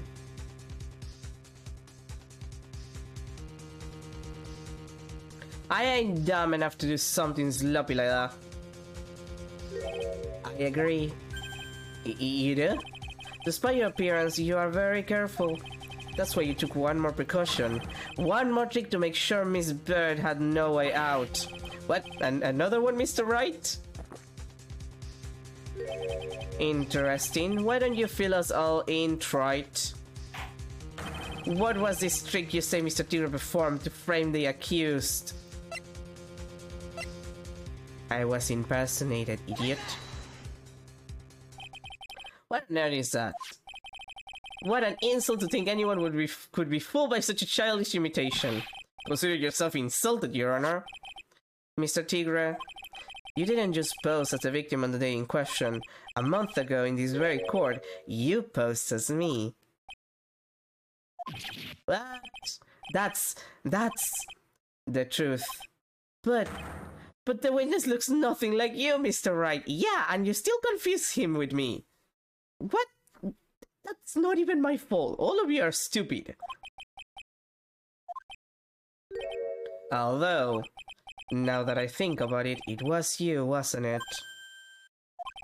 No doubt it was you, standing in here this very court a mere month ago.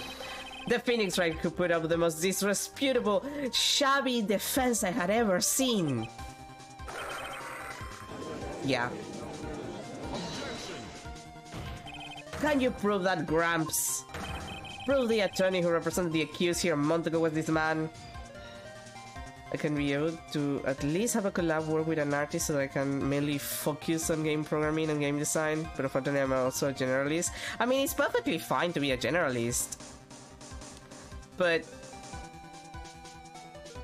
it's good also to just focus on one thing, to make sure that you actually understand what you're doing.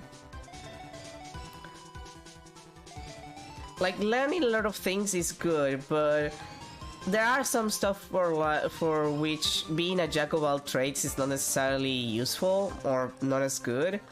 And if you want to make like something interesting, sometimes you just really have to focus on one part and have other people do the things that you know you're less good at. If anything, I feel like being a jack of all trades, what tends to be good for is understanding how other people work. So you can like offer input when they're doing something for you, like when they're doing something in general. Like you might not be the best at it, but you understand the fundamentals enough that you can offer good advice to another person if they need like a second pair of eyes with what they're doing. Like that's usually what I feel being a jack of all trades is good for in my experience. Are you prepared to take the stand and testify that it was him? Hey. Forget about it, yeah? I wouldn't do something like that, not me. You made a mistake, right? It was someone else, huh? Have you no pride, sir? Forget about it. This isn't a matter of pride. In case you didn't know, Tried, here in court we deal with people's lives. Yeah. Mr. Goddard is right. Your Honor? Speaking for myself, I am absolutely convinced. The attorney in question was the witness standing before me now. However, I preside over this court as a judge, with the vested power to hand down a verdict. Someone in my position cannot be swayed by a memory without evidence to support it. But dude, go Payne! He was the prosecutor for it. Well, I mean, it's Payne. He would probably screw me just because he's fucking Payne. No! If the defense has no further evidence, the court will now excuse the witness. The circumstances surrounding Mr. Tigre are dubious for sure, but not conclusive. But we've gone so far! You say he impersonated Glenn Eld, you say he impersonated you, but none of that adds up to a murder charge. You don't have a shred of evidence that the witness poisoned the victim's coffee. Yeah.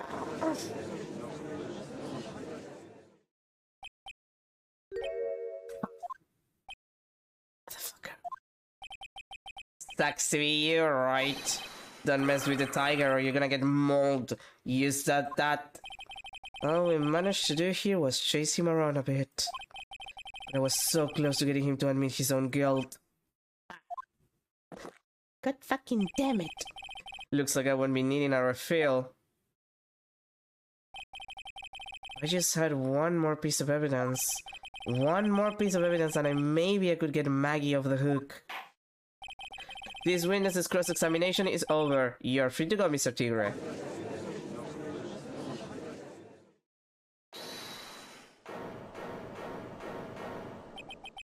Your Honors, sir? Wait! Detective! Detective Gumshoe!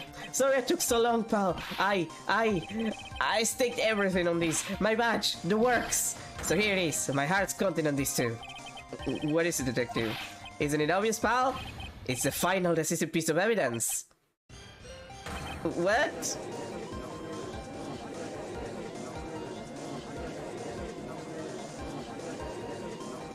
People, calm down. January 8th, 2:48 p.m. District Court, defendant lobby number 1. What did we ended up with so? Sorry it took so long, pal, but I finally got the results from the lab. The results? About the prints, Paul, from the medicine bottle. Oh, so, do you know who the prints belong to now? Do you think I'm some kind of hack detective? Of course I know.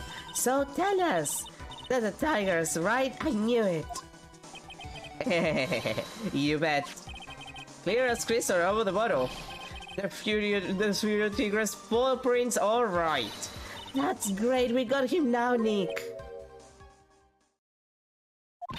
What's wrong with you? You hardly said a word since Detective Gumshoe got here. He's laid everything on the line for this, Nick. I know. Look, I'm sorry. This is kind of hard to say, but it really doesn't make any difference whose prints are on that bottle now. What? Why not? What we need to produce at this stage in the trial? It's irrefutable evidence that the tiger put poison in Glen Elk's coffee. He's already admitted that he met with the victim. The fact that his prints are on this bottle, that really doesn't make any difference now. I knew it. Great. No matter how hard I try, I'm never of any use. Hey, don't be so hard on yourself. This was our last chance to help Maggie, when I've been working on some useless piece of evidence the whole time. It's alright, I'm a real loser. It's not breaking news to me, pal. Hashtag relatable to a gum show.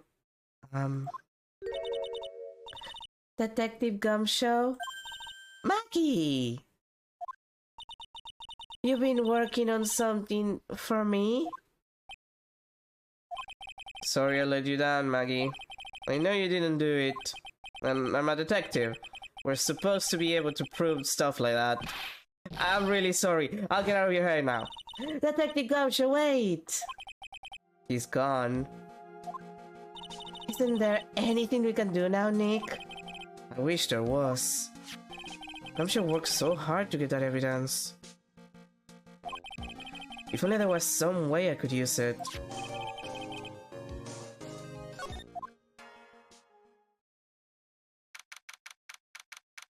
January 8th, 3:04 p.m. District Court, courtroom number 4. Mr. Wright. Yes, Your Honor. I granted you a recess so you could prepare this decisive evidence you've discovered. Yes. Don't keep us all in suspense, right? Show us. Naturally, we can assume it's evidence that will actually stand up in court, can't we? Think, Phoenix. Don't let Gumshoe's hard work go to waste. How much more of my time are you just gonna waste? I ain't been to no court before. We as lawyers should know how to blow things out of proportion. No doubt, given the nature of the evidence, it will speak for itself. Nevertheless, you will talk us through it, Mr. Wright. Well, I know I can't prove anything new with this evidence. I'm really backed into a corner here. But maybe he thinks he's got me beat. He let his guard down a bit. Don't keep us waiting any longer, Mr. Wright. Present this final decisive piece of evidence to the court.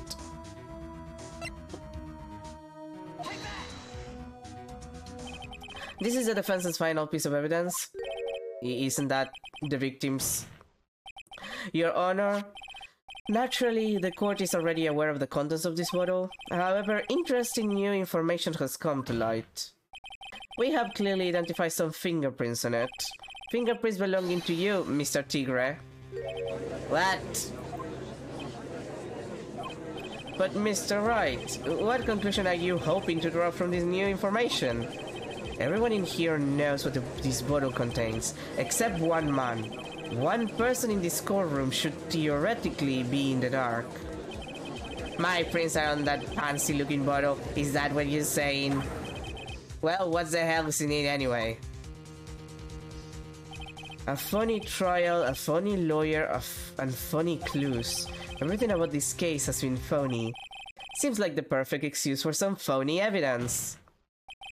Mr. Tigre, this is a decisive piece of evidence that will prove your guilt. Why? Because it contains potassium cyanide. This bottle contains potassium cyanide. Potassium cyanide? The poison used to murder Mr. Elk, Your Honor. The victim's killer used this very bottle. And on this bottle, Mr. Tigre, we found your fingerprints.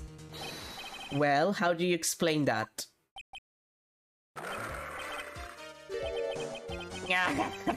You'd make a good clown, you know that? What? You ain't never gonna get this to stick. You're just making me laugh now. You think a cheap bluff like that's gonna fool the tiger? Bluff? I can see straight through you, Phoenix Wright. That ain't the bottle with the cyanide in it. No, this is the bottle we found traces of the poison in. Don't mess with the tiger, you're gonna get ripped to shreds. The cyanide bottle was brown and it was made of glass. That cheap piece of trash. Don't look nothing like it.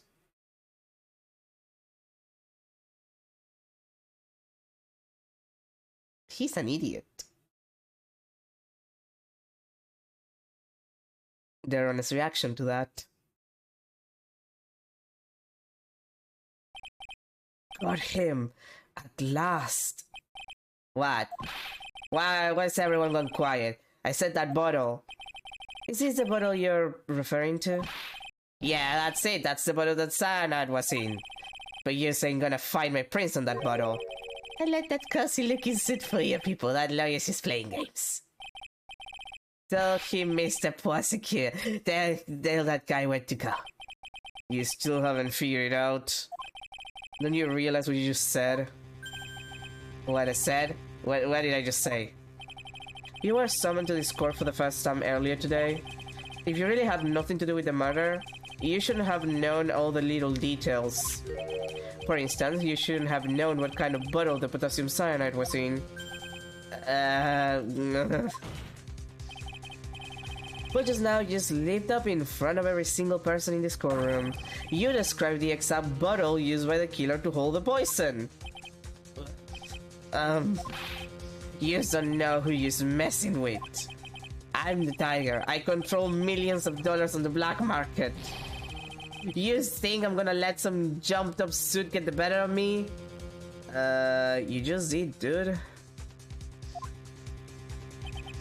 Sure, the last piece of evidence was funny. But that's just what you deserve. The funny trial with a funny lawyer. It was all played out by you, the biggest funny of all.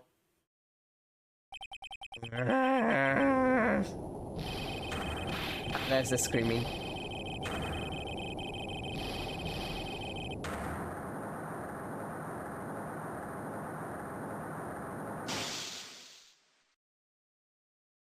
Oh, the flashing lights were a little too much.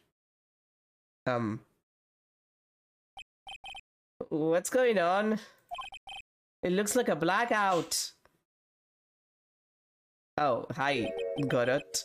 Well done, tried. This is funny.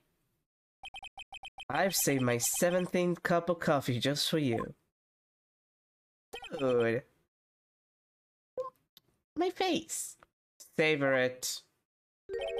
While you watch the police restrain your prey. You have to just, you know, throw it on my face. Mr. Wright, you caught a tiger by his toe, but if this one hollers, he won't be let go. Now then, how are things going with Mr. Tigre, Mr. Godot? He's being arrested on suspicion of the murder of Glenn Elg, Your Honor. Fortunately for us, we managed to rectify a very grave error. Miss Baird was found guilty in the absence of a genuine defense attorney. Yes, she was. And in the absence of genuine evidence. But the tiger made one mistake. Indeed. He very nearly got away with everything if it wasn't for that one slip of the tongue. Julio Tigre is truly a frightening criminal. The truly frightening one is that defense attorney over there. Godot. Well, I am now in a position to deliver my verdict. This court find the defendant Maggie Bird. Yay! We're gonna have a lot of confetti to clean. That is all. This court is adjourned. January 8, 4:10 p.m. District Court, Defendant Lobby Number 1. Mr. Wright, I'm at a loss for words. Thank you, sir. Congratulations, Maggie. I was so mad when Mr. Wright landed me in all that trouble a month ago, but now I feel like I can forgive him. Hey, that wasn't me, Maggie. That was the tiger. Look, Nick, in the doorway. Detective Gumshoe. Oh, guess I'll be heading off then. See you around, pal. Wait! Detective Gumshoe. Oh yeah, congratulations, Maggie. Thanks. I knew you were innocent all along. Why didn't you say that in your testimony then? Huh? Oh, well, I was... Well, guess I'll be heading off then. See you around! Wait up, detective. He just ran off! Maggie, why are you being so hard on him? He busted his butt for you. It's thanks to him that we got the medication bottle. That wasn't even of any use. But... it's only because Mr. Rat used it so cleverly. Detective Gumshoe was just running around in circles. Poor guy. Looks like she still isn't ready to forgive him. Can you put in a good word for him, Nick? Yeah, Mai is right. I should head Gumshoe out. It's clear he needs it. Maggie? You know, Detective Gumshoe's been really worried about you through all of this. I wanted to believe that, sir. But on that first day of the trial, he practically gave the judge a free pass to lock me up. He didn't have any choice, Maggie. He's a detective. He has to report the facts. He doubted me, that's why. He thought I might have done it. I got to prove to her that Gumshoe really cares about her. I know, I gave her a little present to celebrate her freedom. Ah, yes. Fills the stomach with love and plenty of winnies. Here you are. A present to celebrate your freedom. That's... a present from Detective Gumshoe made with a ton of love and winnies. He said you lost weight and he was worried about you. Detective Gumshoe? I actually really like weenies, you know? My stomach soreness reaction to that. You guys hear that? I'm pretty hungry myself, you know? Yeah, the trial dragged on a bit today, didn't it? Is it okay if I eat this now? Aww. So, how is it, Maggie? It's really good.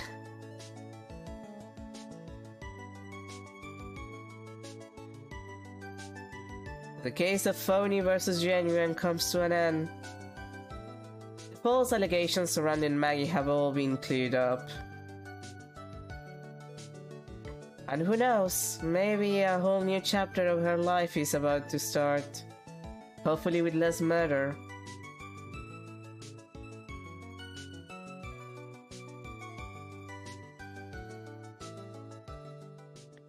And then nothing terrible happened to her ever again, probably.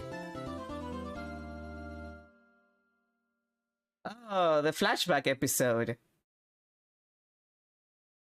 Hi, younger Edward. He's such a fucking twink. But we're at time, so we're gonna finish for today. Save. And that's gonna be everything for today. We're almost done. I say that there's actually two cases. It's this one and the next one. And then we're done with the first trilogy. And I'll probably be playing Story World Close afterwards, and then I'll start the Investigations duology. Investigations is so long in comparison. I feel that... boy, that's gonna be an experience. But yeah, that's everything for today. Thank you everybody for being here. Now, here's the deal. So I mentioned that I was doing a testing for this job, and that's why I'm changed the streaming schedule. And I got the job, which is why the other week that I said, oh, it's gonna be a week and then it's gonna be the next week, actually didn't happen because it actually just kept working the next week. Here's the deal. Long story short, the work that I'm supposed to do is actually too much for a single person, so they want to add a second person. But their idea is to train the person the same way they trained me, which was just having me and the person that we're gonna replace do the job ourselves. Which on the one hand simplified a lot of the work because there were two people, but on the other hand it proves the fact that it's too much for one person. So the general plan was for this person to have 2 weeks for them to do training, but they're not gonna have 2 weeks because one, the person that we're replacing leaves at the end of the month, and two, the reality of the situation is that a lot of the harder work for this company starts on the like, it's a food redistribution kind of service, and they sell a lot for like bakeries and stuff, and it's the holidays, so you can imagine that there's a lot of work to do when it comes to the holidays when it's food related. So basically next week I'm gonna do the all morning setup for the streams, simply because I'm gonna have the time, and then next week we continue with the new 3 days a week, well, 2 mornings and 1 night stream schedule, with intermittent streams depending on if I have the day free, which I'm gonna have like like 2 weeks vacations on January, for example, like that. I'm probably gonna stream the old-fashioned way, simply because I'm gonna have the time. But yeah, that's about it. So next week I'm gonna do the old schedule, and then we're back to normal, simply because, you know, work stuff. It's just work stuff. But anyway, that's about it, really. So again, thank you for being here. Have a good rest of your day. Have a good start of your week. And tomorrow, we start the next case in Ace Attorney Trials and Tribulations, also known as that one case where I have to deal with young Edward, who is kind of an asshole. And also Mia. And also Diego Armando is there. Is he a Maradona reference? Is the thing that I'm kind of losing my mind about. Like, I didn't even notice. I think he's actually a Maradona reference.